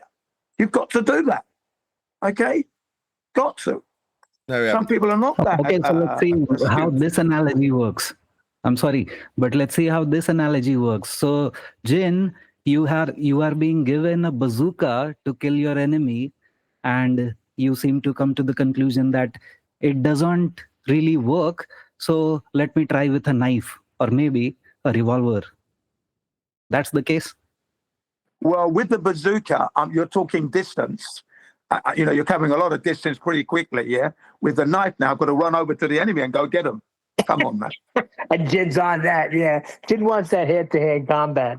You ain't going to change him. Nobody. Yeah, that's a better example. The Jin stuff. I like that, hand-to-hand combat. You've trained how to be a ninja.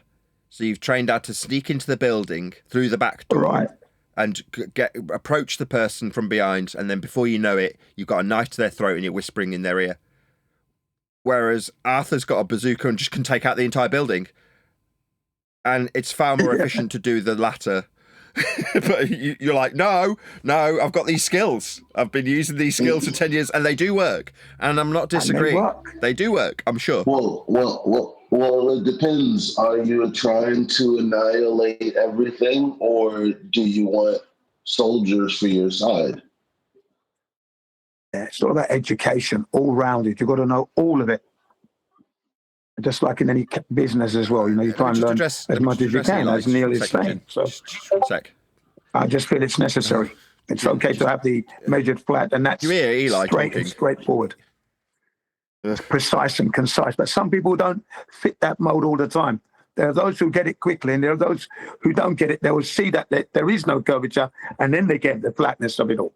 Some people take that route. That's why you've got to explore and utilize every road. No road is closed for me. No road. All of the roads lead to. All of the roads lead to. All road leads to flat Earth. This is so painful to have this conversation. I was trying to just cut the conversation off so I could respond to Eli. Yes, all roads lead to a flat Earth. You're going to need to travel into the building with flat Earth measurements. But you're saying, no, if we plan the assassination, we can go in with our knives and then just ignore the prerequisite flat Earth measurements that are needed to plan the assassination with the knife.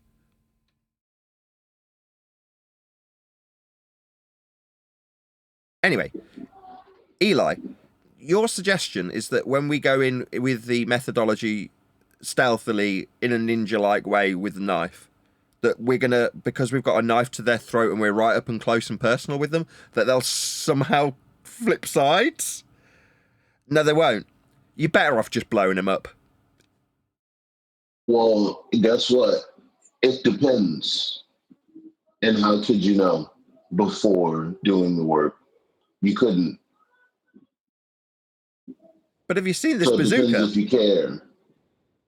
A very nice bazooka. No, if they're across the street and they're just like, not really engaged, and your point is to engage them seeing a bazooka across the street is not really going to land. Sure, there appears to be some sort of destruction going on, but what do they know? Yeah, I always prefer the instructive method, practical showing all that, and then the intellectual side, if you want to call it that, where it's measured flat can come in, and then this is what we mean by it's measured flat, and it's utilized flat in practical applications, and then you take them through the fields of industry that are using this practical flat, including mat makers. Yeah, sometimes you've got to get practical. That's all I'm saying. Sorry, but that's how it is. And I'm going to be utilizing all those roads. Don't care. My thing is, though, like, we always talk about it in a vacuum. Like we're talking about, one type of person or another. When, again, you never really know who someone is. So because you're going to apply that method all the time, Jen, all the opposing side has to do is throw you a bunch of red herring machines. A person to take you down this avenue over here, a person to take you down this avenue over there, and all of your energy is compromised at that point. Not my energy. It's boundless. I'm prepared for the red herrings, as I know they do come. It doesn't matter what road I go on, I'm going to get red herrings. Even if I say it's measured flat, I'm still going to get red herrings. So it you don't have to matters take not. them though. Sorry? No, I mean it's the person. You have to identify. It depends on the individual. Whether the person is, pulling your chain or not. So if you can't, if the thing is, I ask questions that, reasonably and forcibly bring the person back to addressing the main premise, which is that it's measured flat. So if they take me down 3 red herrings and it seems to be dismissing the fact that during those 3 diversions, I had to point out that there is a measurement of horizontalness here. If they continue to not accept that, we have an issue. We got to stop right there, not go down a million other roads. Well, yeah, I do that. I don't. When a red herring is approaching me, I avoid the red herring and say to them, "That is a non sequitur. It's a red herring. We don't need that. Can you please focus on the question that I've set down? You're saying it's this. I'm saying to you it's not this because it's measured flat. Do you understand what this means? Then I may have to show another method to get them to engage their brain. Maybe they don't get this particular one because of their indoctrination. So you try another route. Nothing wrong with that. I'm a walking arsenal with this flat earth thing. So I'm going to use the tools that I have to hand, whichever one fits that individual. That's the way you do it, man. I've got time for these people. I've got time for them. I don't waste my energy on them at all. Everything is. I don't run out of energy for this thing. So you want to take that route. Okay, there. Let's explore, ladies and gentlemen. We're going to explore this route. It's entertainment for the ladies and gentlemen. This individual is going to get his ass handed to him, and I'm going to enjoy doing that. That's the way it is. Yeah, Jen, you enjoy the blood sport of the debate. Because I feel like we're making different points anyway. So it's like I don't really disagree with what Jen's saying. It's like some people you don't have to, but going down that road of what's gravity, like, hey, it's your prerogative. Yeah, I love it. I'll just say, which gravity are you talking about, ladies and gentlemen? You may not be aware, but there are 2 schools of thoughts here. Both have never been proven, and people are learning. Especially those newcomers coming in the live streams. Well, what does he mean? It's 2. Well, there is. And then what learn. I say? I say, didn't you just hear me say that Earth is measured flat? Yeah. You could say that, and that would be good because that's an important message to get across. So the people would say, "Oh, that's what he means." You see, it all works. There's many roads to getting to Rome, as they say. Many roads lead to flat Earth. It's not just one road, Yeah, and sometimes those who are very intellectual, they get it when you say that. Some other people don't get that. So you're saying that to them, they still don't get it. So you try another route to getting to them to understand. And then you go back to now do you get it when we say it's measured flat now? You understand? Because without this flatness, you can't make any measurements. It's the foundation for all the other measurements. Without flatness, you are nowhere. Well, Witzig got it, and I even asked him the question. If you establish that Earth is measured flat, does anything have any meaning anymore? Does the solar system mean anything? Does gravity mean anything? He said, no. I said, okay, so then why don't you just leave with that and end it right there? He felt that proving that the Earth is not moving is the most important thing we have to do as flat earthers. Well, okay, that's what he felt. That was his route, and I do that as well. I always go through all of the impossibilities All But of don't they have to prove that the Earth is moving? If you want to take it that way? Yeah, but that's where you ask them to prove it, and then they start going down the Paul-Coates pendulum, the Coriolis, and I love dismantling all those. Well, It's with him, fun he would go sometimes. to Ether. Yeah, go ahead. No, I was just saying that with it, his goal was to get to Ether. Yeah, I'm not going to get into that. No. Although I find it interesting. I don't believe in it. discussion. Go ahead. Yeah, he's an ether guru. Just like that's why I get annoyed with his electrostatics nonsense. All he's doing is taking which you know what I don't get is you would think somebody like Whitson would be smart enough to realize what he's doing. When he starts chanting about electrostatics, he's just renaming Newtonian gravity. Yeah. And he's also forgetting, which annoys me, he's forgetting to state to the audience that he's speculating here. I have to remind you, there are times he's gone on for like 20 minutes, maybe even 30, right? Even 40 minutes sometimes I have to wait. And then, ladies and gentlemen, what you've been listening to is pure speculation here.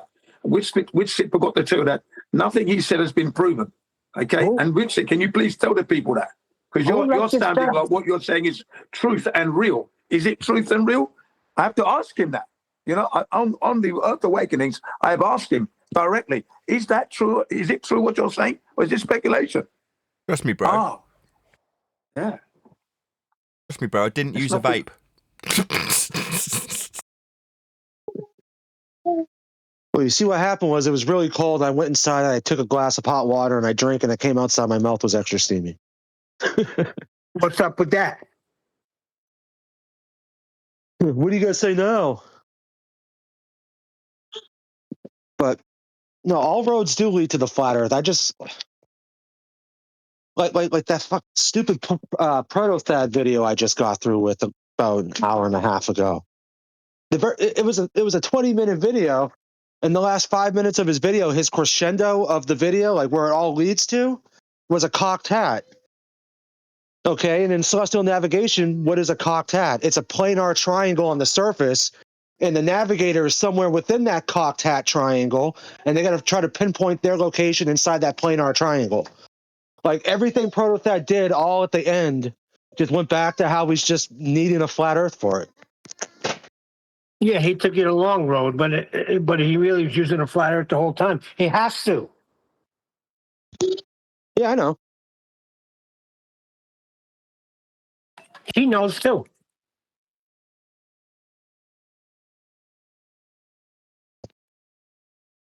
Like he thinks the cocked hat, which you form your cocked hat when you get 3 circles of equal altitude to try to get your position fixed using 3 separate stars, making 3 circles of equal elevation. In his deranged mind, he thinks that's a victory. And it's like, dude, you just made a planar triangle. What are you talking about? Go back. What you say? Repeat that. Cases. No, repeat what you first said. 3 circles of what? Equal elevation. Exactly. Oh dear, it's over right there. Yeah, right there. Exactly, right there. Well, it's over a step before you even make your circle. To even have a circle of equal elevation, you have to have the elevation angle first. As soon that's really where it ends. As soon as they take out that sextant and make a 32-degree angle to something in the sky, it's over. That's true. But but you let them keep going and going and going, and then it ends at the cocked hat, which is still just a planar triangle on the surface of Earth with straight lines of position. So it starts flat and ends flat. Very good. Right. That's it. Yeah, but some people need to go through all that to get it. So you take them through all that. The listeners are learning, right? Because it's another road that they didn't think of, and think, oh, that's what they mean by that. Equal elevation of equal 3 elevations of equal. Sorry, it's 3 circles of equal elevation, or 3 points. They think, oh, that's what they meant by that. So that is flat, isn't it? Yeah, oh, wow. Because sometimes the terminology does confuse people out there. You've got to remember that. You've always got to break it down, ABC style, just so everybody understands. Do you know how many thousands of miles of flat you're talking about there? Many. Thousands. How many? Like, for instance, if you take a 32-degree angle of elevation to Polaris, you subtract 32 degrees from 90 degrees, That gives you 58 degrees. You times 58 degrees by 60 nautical miles. That's 3,480 flat horizontal nautical miles from your location at 32 degrees all the way to the GP of where Polaris is 90. The Earth is measured flat for almost 4,000 miles. Oh, dear. Yeah. Oh, and dear, four- dear. And that's flat. That's no curving there, ladies and gentlemen. Linear, straight, flat. Or you could end it all like Eli said, and water's flat. Water is indeed flat. Because that is it. That So is what's it. their rebuttal to you saying water's flat? They show you a picture of a wave. It's like cope harder, buddy. Put your coat mask on. Can you show me deep breaths. the radius, please? Show I me the don't care radius. what they show me a picture of flat. The thing about a sphere is there are no flat surfaces on it. So what are you doing? Exactly. You can show them a picture of a disco ball with those flat mirrors on it. And it did look funny, but the lights were bouncing. Do you remember the disco ball? I always thought that looked silly with all the flat, square mirrors on them. Honestly, it didn't look right at all. Thought that's odd. Who would think of doing that? Looks silly. The disco ball Earth was the original response to the elevation angles. Oh, well, it's locally flat like a disco ball. No, it's not. That's stupid. Yeah, because it is stupid. It looks stupid. I remember when I first cast eyes on the disco baseline. Well, I mean, if you're going to say it's like a disco ball, that means so your flat horizontal baseline is jutting off at random angles. No, it's all one horizontal straight line. Yeah. You see, when I saw that ball like the first time, I thought, oh, that looks ugly. You know what I thought? Wow, they realize it's over, and they will say anything at this point. That's true. And they do. And you highlight that. This whole thing about claiming local flatness, locally flat, is completely irreconcilable with the way they define level as being equidistant from the center of a sphere. Because in that case, there is no local or considering the whole sphere or half of it, because no matter which 2 points you are talking about, if that is your definition of level, you are measuring distance from the center of the sphere, then how does it even matter what distance we are talking about? Between any two distances, it is going to be level by your definition. And hence, these anti-flat earthers say that level is not the same thing as flat. So isn't there a big difference between these two ways that they put it? They can't be both true at the same time. No, that would be a contradiction. Yeah, which is always good to have the Webster's Dictionary on hand to show them the 20 plus definitions of flat, just to shut them up. Yeah. Look it up, ladies and gentlemen. Yes, Webster's Dictionary gives you 20 plus definitions of flat. Can you imagine that? Yeah. Yeah, and Captain Edgewise, because he's pinging me with comments, he's not speaking, so whatever, he can hear me. Don't give it to him. Clearly, he Don't can give it hear to me him. because he's. Calm down. When you make your cocked hat, Edgewise, are you plotting it out on a navigational chart or plotting sheet? Yes or no? Yeah, exactly. Of course you are. So yes, it is planar, you dummy. He knows how to get in here. Okay, hold on. You know what day it is today? Remember? What, today's a special day? The 5th of November. We call this here in the UK Guy Fawkes Night. So I'll read out our poem for Guy Fawkes Night. Remember the 5th of November, gunpowder treason and plot. I see no reason why gunpowder treason should ever be forgot. Guy Fawkes, 'twas his intent to blow up the king and the parliament. 70 barrels of gunpowder blew to prove old England to overthrow. By God's providence he was catched with a dark lantern and a burning match. Is that something he's learned in school? No, that's a true story. I know. I'm asking. Is that something you learned in school? Right. So you've done a load of primary source research on this, have you, there, Jin? I've done a little bit of it. Yeah, I've done a little bit of it. Yeah. And it turned out that they were infiltrated by one person who betrayed them all. That's how they caught Guy Fawkes. Oh, yeah. I looked into it because I thought it was a good thing that Guy Fawkes was trying to stop the Parliament, because life was very hard back then. People were finding it hard to live. Cost of living had gone through the roof. Sounds like what's going on in the States today.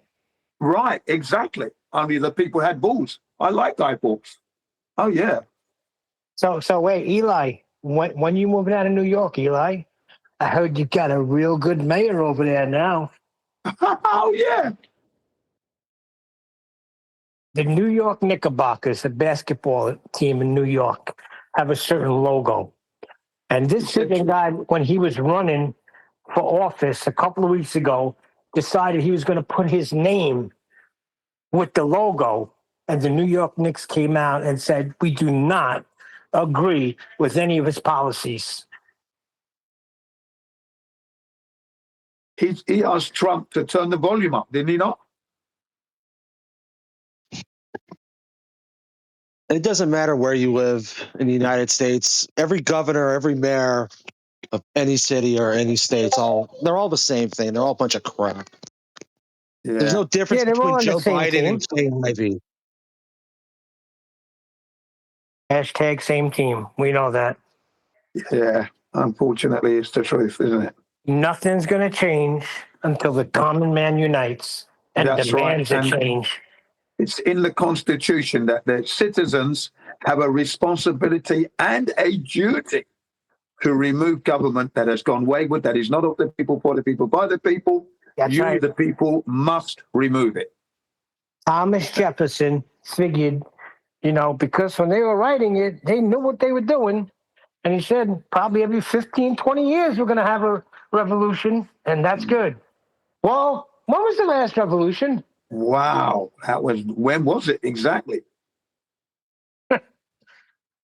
Brothers and Over sisters. 100 years ago, wasn't it? Pump up the volume. You're going to get yours, brothers and sisters. Pump up the volume. Pump up the bass. This is how we do it. This is how we do it. Maranatha, Lord, come quickly. And that was all because of Guy Fawkes started that all off. Yeah. Rhythm systematic world control, magnetic, genetic, demands your soul. Give me a second, Jin. I'm going to get you a quote from TJ that you'll like. Okay.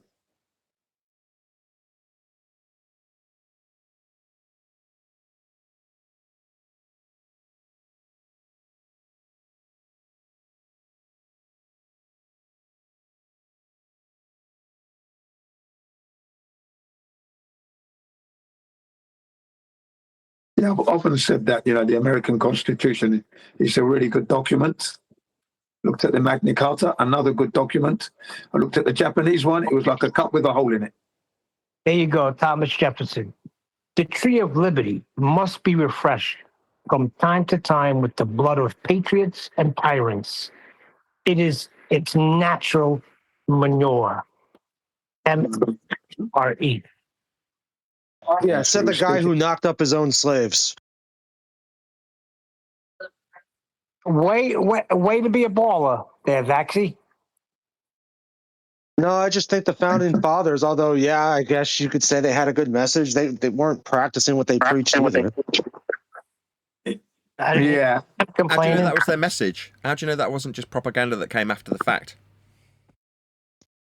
It could have been, for sure. Writings, these are his writings. You could do research. I think I went over it with Refracted. This is the words of Thomas Jefferson. That's not long ago. It's only a few hundred years ago. That's forever ago. I prefer dangerous freedom over peaceful slavery. Yeah. That's us. I like that. That's us. The slavery is our opponents on the bull side. They're enslaved to their doctrine, to their religion. Well, we live in dangerous freedom. Yeah. Here's another one. Eternal vigilance is the price of liberty. Remain That's vigilant. right. That's right. That's a good one, that one. I like that one as well. I remember that one.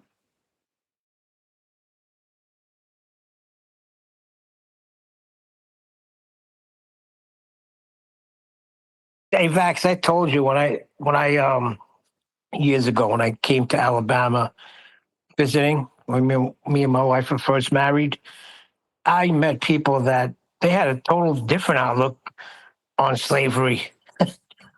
I met people that were their great grandfathers were part of the family. That's what they called it.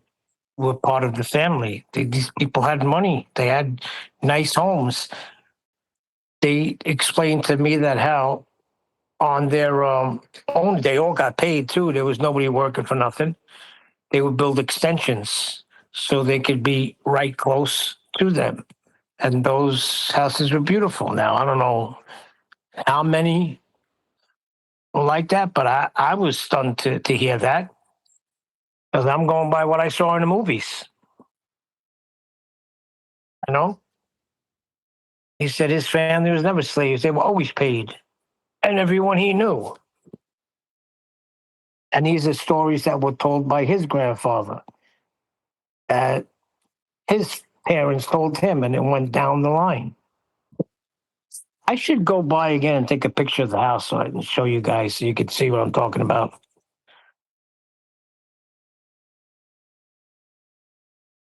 A wise man once said, dig it like a shovel, rhyme devil on a heavenly level. Bang the bass, turn up the treble. Radical mind, day and night, all the time. Wise divine, maniac, brainiac, winning the game. I'm the lyrical Jesse James. Who is that? Snap, I've got the power. Whoa, whoa, whoa. I got the power. Yeah, that was a good track, that was. Skin. Those are the words kinda for heavy. that? Yeah. I'm going to have to listen to that song. Yeah, it's a good track, that one. Dun, I think. dun, dun, dun, dun. That's the 80s, baby. 80s were banging with music. Yeah, man. That's when Jin was bouncing at clubs, right? Right, you got it. I was a jazz funketeer. That was Jin, man. And I had the boots and the shirts and the tight jeans to prove that. Because the only jeans I could wear was the stretch jeans. Because the Levi's didn't fit, couldn't get my thighs in there. In order to get my thighs in, I'd have to get like 3 waists too big. And that wasn't right, wasn't cut right for me. So I had to wear stretch jeans. They just come in. Wicked. Now they got these skinny jeans now. Oh, man, I don't know how these guys wear them. Well, they don't wear them. They wear them up to their cheek asses. Their ass cheeks, right? Yeah. Silly. I'll always buy stretch jeans or baggy jeans. I was walking behind this this kid. He had his pants down. They were falling literally down his belt, and his mother smacked him in the back of the head and said, "Pick up your damn pants, boy." Yeah, pick up your pants. It'd be time to pick up your pants and pull your underpants on properly. What's going on? That's their style, though, man. That's their stilo. Silly. Stupid. Can't run properly. Boots loose. Want to run there? You can't run. You can't walk. Foolish. Can't get into a fight either. Yeah, exactly. Just stupid. Setting yourself up to fail. You're a failure. Can't put your clothes on properly. Yeah, exactly. I never leave my house without shoes that tie in case I get into an altercation. Yeah, I tuck my shirt in. I don't have my shirt tucked out. It's always tucked in. You see the belt. There you go. The only shirt I have out is a Hawaiian shirt. Sorry to cut you off there. I wish I was more like Billy Jack, where I could just kick my boots off and fight barefoot. You remember Billy Jack, Jin? The name rings a bell, but I can't picture the face. There was a few movies that came out in the 70s with Tom Laughlin.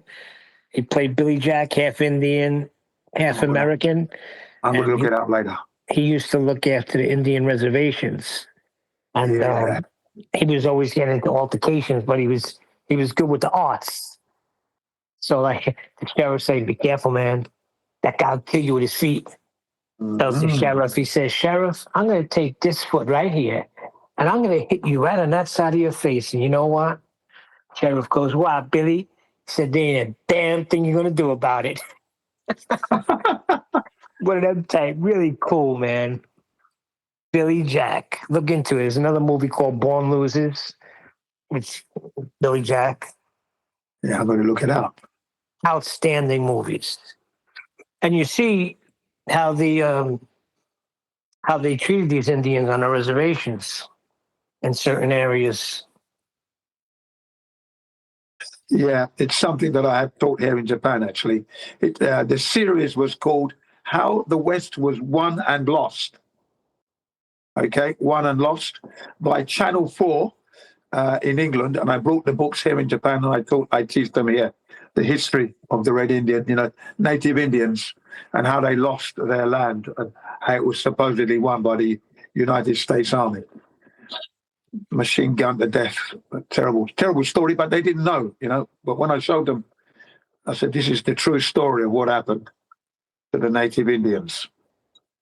It brought me to tears when I watched it in England because I didn't realize that's what happened to them. I thought they were the baddies, you see. Watching the movie, you'd think the Red Indians were the baddies, but it turned out it was the other way around.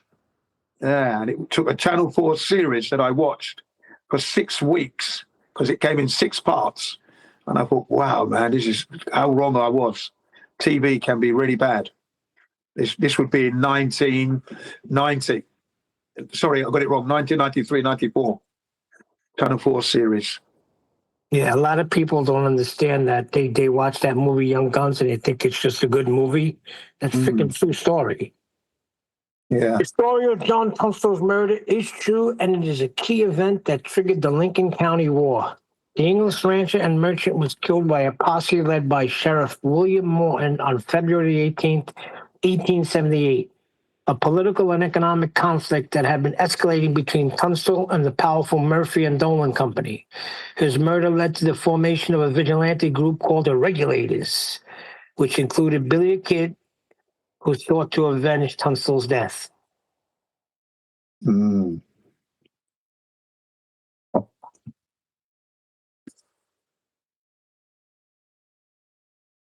They accused him of molesting children, but he was just, he felt that the young men of that time weren't getting properly educated. That's why they were freaking thieves.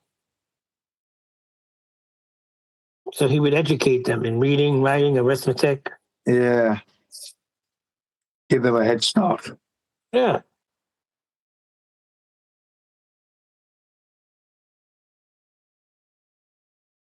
Where is this? He was born in 1853 in Hackney, London. Wow, Hackney E8, London. I know that place well. Yeah. East, borderline of East London. Hackney. Not too far from there, you get the Stoke Newington, and you've got the Jews living there as well. He wasn't from nobility, though. They portray him as from English nobility, but he wasn't. No, because Hackney wasn't a place. It was downtown, really. Hackney was, still is today. Rough area.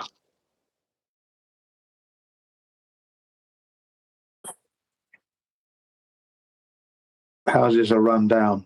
Maybe they might have smartened it up now, though, since. So it'd be worth a lot more money than it was, let's say, in the 90s, with the way the housing prices have gone up. But it downtown area, Hackney. Don't know what it's like now. I'll have to find out from my brother. That must have been wild living there at those times. The wild, wild west. You had people corrupt on freaking all sides. Yep. And you could lose your life just like that. Bang, you're dead. Dead.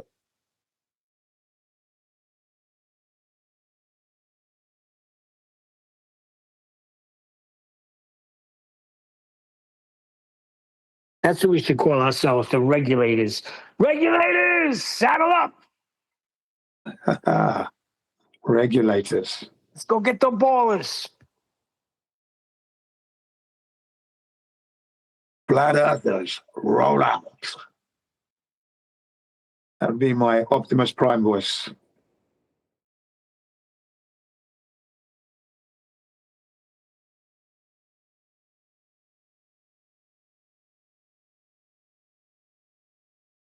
Destroy all globers, take no prisoners. Flat earthers, roll out.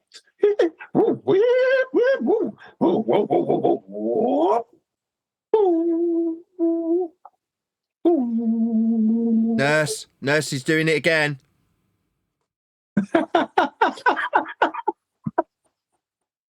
You're funny, you are. You're funny.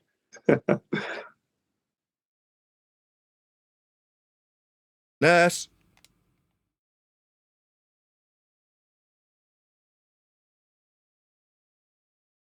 Quick wits there, Nathan. It's very quick. So who's in Discord? You guys get any ballers in there? They don't come anymore. Captain Edgewise just sends messages now. He's afraid. Nathan treated him bad. That's what he told me. I will not be disrespected by Nathan.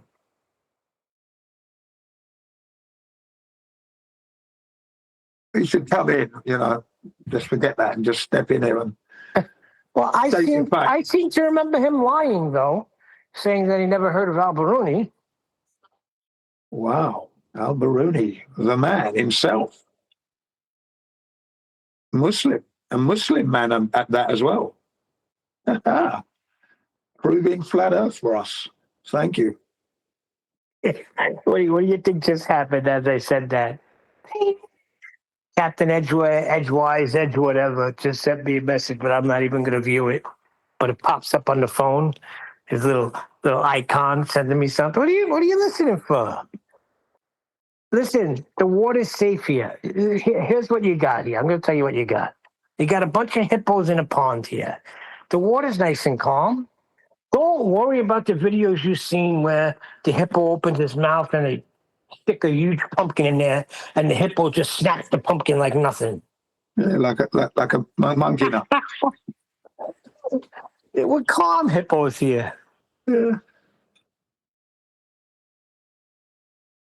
And there's a place called Edgware in London, actually, northwest London, just up the road from Cricklewood, which would be northwest to 9, I think it is, yeah. Edgware. I was watching a show, Invasion, and there's a couple of scenes in the UK. It looks really nice over there. I'm going to have to come and visit. Yeah, I misspoke, actually. It's Kilburn, Cricklewood, and then Edgware. Sorry for those who was listening there. Londoners, he's got that wrong. No, sorry, you're right. Edgware comes after Cricklewood. North, but it's northwest of London. Nice place. Very open. Nice place to live. Was back in the 80s and 90s. I don't know about now.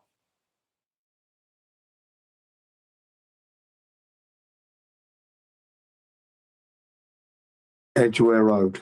And that starts from Marble Arch, really. Yeah, Marble Arch, Edgware Road. And that takes you to Edgware. Straight road, literally straight. Edgware Road.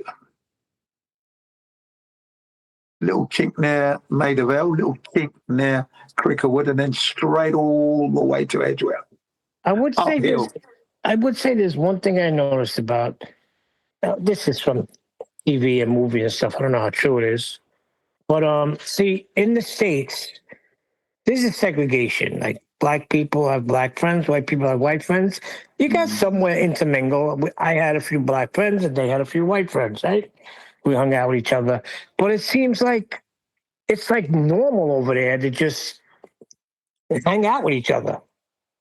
Whereas it'd be like a shock over here. Is that the case in reality? Well, that is the case in England, yeah. People are intermixing, intermarrying. Not a lot, but it happens. And white people do have black friends and black friends do have white friends. I had friends all over the place, particularly Irish, Greek, Italian, Indian. Let's have a look. Let me see. Scottish, of course. English, of course, loads. Irish, yeah. I have friends all over the place. Yeah, we grew up different in Brooklyn. We had our little area, the Italians. We were surrounded by the projects, which is Cooper Projects and the Marcy Projects, and that was all usually Latino and black. And we never really. It wasn't until we went to high school that we started intermingling, and I started to know a few black dudes, other than just a few guys that we used to play basketball with. But that was just we were at war with each other. I mean, that's the way it was, you know. It was.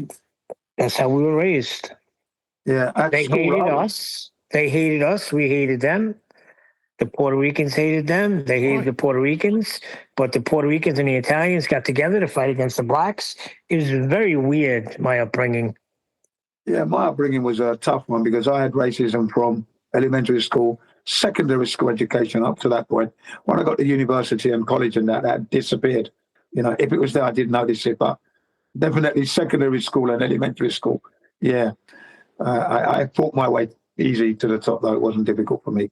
It was okay. I was lucky.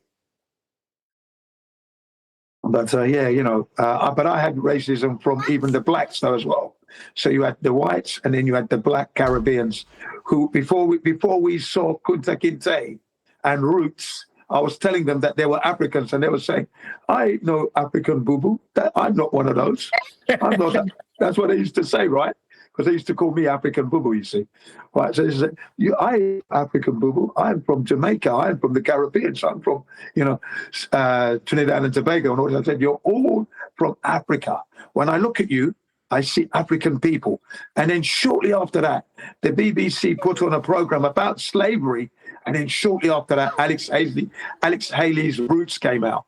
And they all just said, Jim was right, man. I told you. Well, I don't know. Alex Haley's Roots turned out to be bullshit. I thought it was a pretty true story. He went back to Africa to retrace his roots. He had to freaking come out and make apologies for that. Yeah, look into it. Did he? Yeah. What did he apologize for? Look into Alex Haley Roots being true. Oh, I'll look it up. So from when I looked it up last, it showed his roots to Africa. That's what I saw anyway. And put out a series. Didn't hear anything about him having to apologize for anything. So that'd be new to me. That would be. When did this incident happen anyway? What year? Yeah, because the year was it's no, Roots is not completely true. So he took liberties. He took a lot of liberties. Yeah, it's widely considered a work of historical fiction or faction, a mix of fact and fiction. While based on Alex's family's history and genealogical research, many of the specific events, dialogue, and names were fictionalized. And the book was later moved to the fiction section after its initial publication as nonfiction, led to controversy and plagiarism lawsuits. Well, he told some truths anyway, you know what I mean? Yeah, but the point was the slavery angle hit the Jamaican boys, Caribbean boys hard, because I said to them, I told you, you are all from Africa. You see what it was that your parents, your ancestors disobeyed the rule of looking after camp. They tried to play like bad man and went out there looking for things, and then they got captured and taken away. Foolish parents you had. I used to wind them up. He got sued for using Harold Corlander, using his family. He literally got sued for that. Okay. So, yeah. But yeah, you know, I had it on all fronts. Even when I went to Nigeria, they used to say London and go home. Look, I went to Nigeria, where my ancestors are from, you know, my own country, even though I was born in London, right? They were saying to me, London, I go home. London, I go home, I'm getting. I used to say to them, I'm as African as you are. Just because I was born in London doesn't make me any less African, you fool. As I kick the ball into the net, goal. Yeah, take that. Yeah, I used to play football. I used to run rings around them. And we used to play bare feet as well. I had to take my sandals off because I like my sandals. I didn't want to get them trashed. I had to play football bare feet and still beat them. Yeah. Can you imagine that, playing football bare feet? Okay.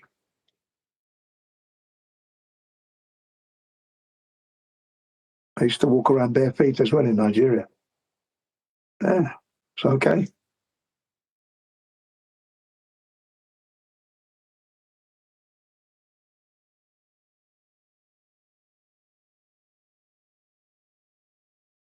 I watched a couple of YouTube videos where a few black Americans moved back to Africa and they got treated like absolute dirt by the locals. Were not accepted in the slightest, which I shouldn't laugh, but it was hysterical because the naivety of these, in this case it was a woman specifically that I remember that stood out because she was expecting like a giant warm welcome, and it's like, no, she definitely didn't get that. Yeah, it is odd that when they do that, it's odd. I mean, I had that. Then I go home, I got verbal. Well, you're from Peckham, right? I'm not from Peckham. I'm from East London, Isle of Dogs. Born in Islington, living in East London. Popular. The place was called Popular. Popular High Street, Popular House, right on the Isle of Dogs, right in there. Right in that U. When you saw EastEnders and they showed you that U, that's where I used to live, right in there. Right. As growing up. Because you know, you've got the River Thames and it goes into that U right there, and you've got the docks, Docklands. That's where I grew up, right in that U. I just know Peckham from Only Fools and Horses. Yeah, Peckham and Rye, yeah. Southeast London, that would be.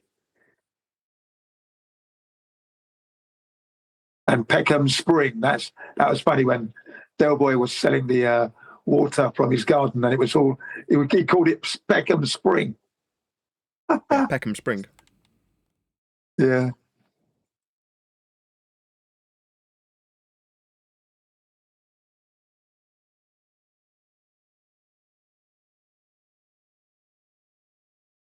Yeah, I'll be correcting the teachers' English and correcting the kids' English as well. And I suppose they got fed up, perhaps. I say, no, you don't say it like that. Because it used to annoy me. That was the one thing I couldn't understand as a kid growing up, why my Nigerian brothers and sisters were not speaking English properly. And then the teacher as well, on top. And then there'd be this black boy, Nigerian boy, learning. I don't know if you remember this series, Nathan. Do you remember the Janet and John series? Janet and John. Oh, that was such a great series, Janet and John, book series. And Janet and John got up to a lot of adventures, right? And, I'd gone through that syllabus, right, obviously. I'd get to school in Nigeria and there's some kids that were still on it. And because they didn't get it right, they used to get caned. So I said to the teacher, look, can I help him? Because I know this book. Can I help him so he can understand? Yeah. So I'm helping the boy to read the book properly. And he wouldn't get smacked and caned by the teacher. Janet and John, yeah. I wanted to read it because it was a nice thing to see in Nigeria. Because I didn't think they had it in the country, but there you are, it was there. Janet and John. Wow. And he had it. So I wanted to help him read it. So I already experienced nostalgia at a young age. There you go. The psychology of it all.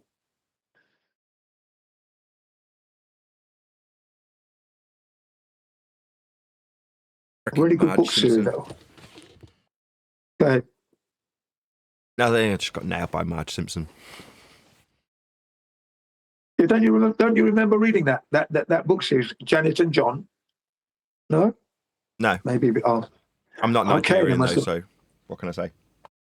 Yeah, they must have stopped it then, yeah. By the time you got to your school, they stopped it. Really good. I watch Keeping Up Appearances. Bouquet. Right, yeah. Bouquet. That lady's hysterical, man. Yeah, that seems to have The bouquet residence, lady of the house speaking.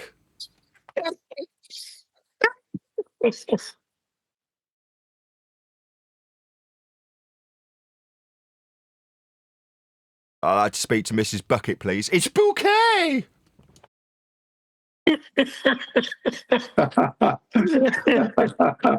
Bucket, yeah, bouquet. I used to watch it all the time. I don't get it anymore with this, dude. It doesn't come on anywhere. I lost my I had this thing called Redbox. It was an app I would put on the TV, and I could get anything from England. I don't know what happened to it. The Redbox is gone. You might still get it on YouTube though, 1 or 2 series.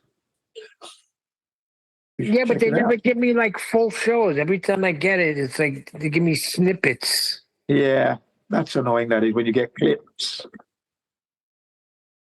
They're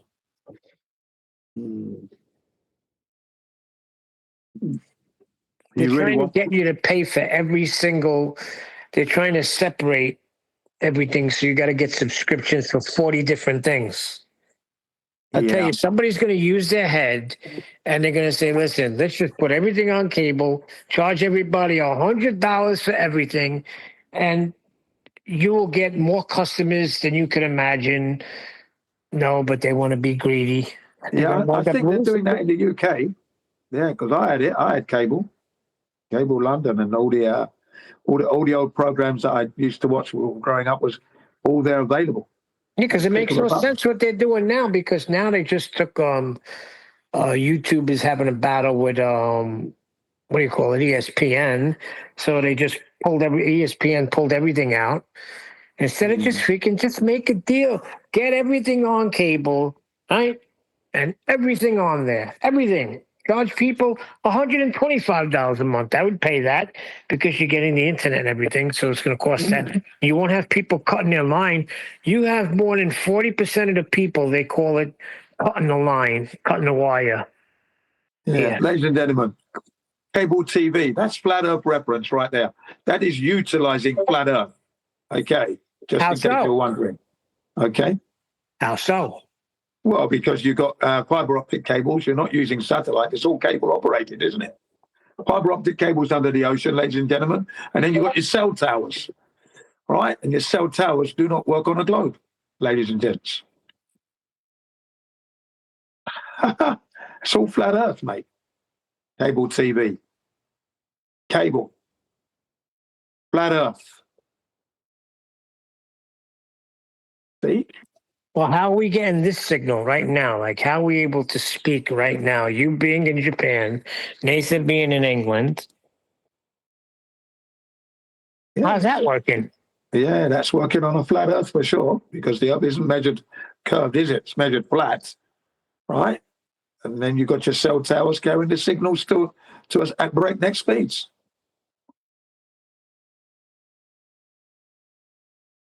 It's not Elon Musk's Starlink.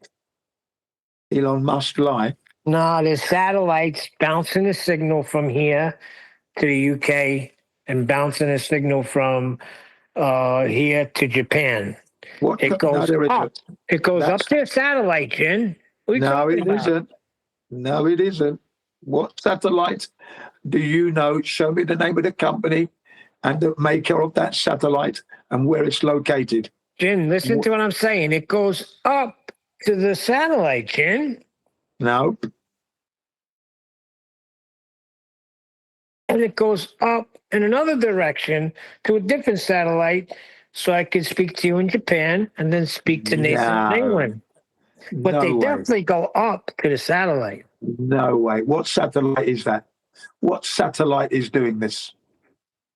95% of our communications, ladies and gentlemen, happen via fiber optic cables that are under the ocean, and there are 436 such bundles of these cables that cover 700,000 miles of the seabed. Now, 95% of our communications happen via these cables, and each day 10 trillion, and I say that with a T, 10 trillion financial communications and transactions happen via these cables. Nothing to do with satellites. Okay, I'm gonna give this question. I'm gonna give this question. Go ahead, Nathan. 64.3% of all statistics are made up on the spot. Vic Reeves. Okay, I'm gonna give the same question to Nathan. Nathan, I am getting my signal because the satellite, the signal goes up to the satellite and then bounces to you in England. No way. How did you get signal in 50s? I just check this microphone works okay. Is this okay? You're out of date, Neil. You're out of date, mate. Wow, it goes up. You're missing it. Hello, can you hear me? Does this microphone? I've sold this microphone. I just want to check it works okay. Does this sound okay? Yes. Perfect. Thank you. Let me give the question to Flat Arthur. Flat Arthur, you're going to deny I me? have a question, Neil, for you. Yes. How did you get the signal before inventions of the satellites? No. I don't know. I don't care about all of that. I am telling you, the signal goes up to the satellite and then bounces but before to England. invention of satellites, we got signals. Up and down are flat. There you go, Arthur. There you go. See how quick that was? Yeah, up and down is flat Earth reference. Okay. Get out Okay. Okay, but there are no satellites up there. You are misleading the public though, because satellite, the way you've described it, is not how we're communicating. They're sat heavy. Yeah. You've got to prove that. Nathan must have been preoccupied with his mic sales because I was expecting him to jump on that. Yeah. I see what you mean, Neil. See what you've done there. Up and down is flat Earth, definitely, ladies and gentlemen. Up and down is a flat Earth reference. So what would he say if I was in Australia? How can I even say that? I couldn't even use that argument, right? As a global? No way at all. You cannot. You're down under, as they refer to them as. Down under. Nixon was using that technology. Who? Nixon. Yeah. He on the phone, right? He had the phone. Yeah, he had a satellite phone. That's right. He spoke to the astronauts. Yeah, that's ridiculous. And even if I'm sorry, Jen, to cut you off, but even if you are to believe this statistic of all or majority of the communication happening through undersea cables, then it proves just that satellites, as we have been told, as globers believe to have worked, it does not actually work that way. It proves just that and nothing about flat Earth or globe Earth. It is kind of irrelevant to the subject of Earth being measured flat. But you can now find out the elevation profile where the cable are. Yeah, that's a good one. Yeah, elevation. If you were laying the cables, when you'd talking use about orbits of satellites, orbits are also flat Earth prerequisites because you have to derive them from elevation angle measurements. Correct. So orbits are also. Man, you guys are on fire. Yeah, because you were sleeping at the wheel. But these are easy pickings, aren't they?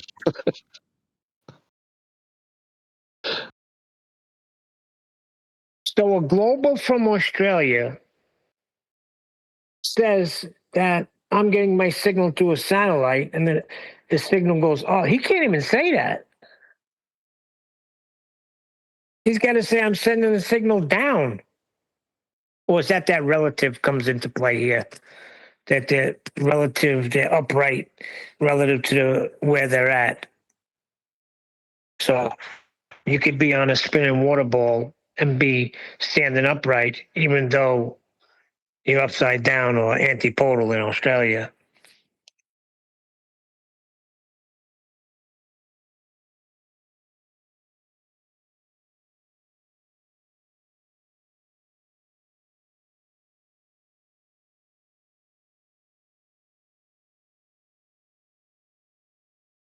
Right, looks like this is my opportunity to round out. So with that, I'm going to say another huge, massive, enormous thank you to both Discord and G Plus Panels for making today's after show possible. And of course, a massive thank you to all of you for liking, commenting, sharing, subscribing, joining as a Nathan Oakley 1980 channel member, and all that good stuff. I've been Nathan Oakley, and I will see you all in the next video.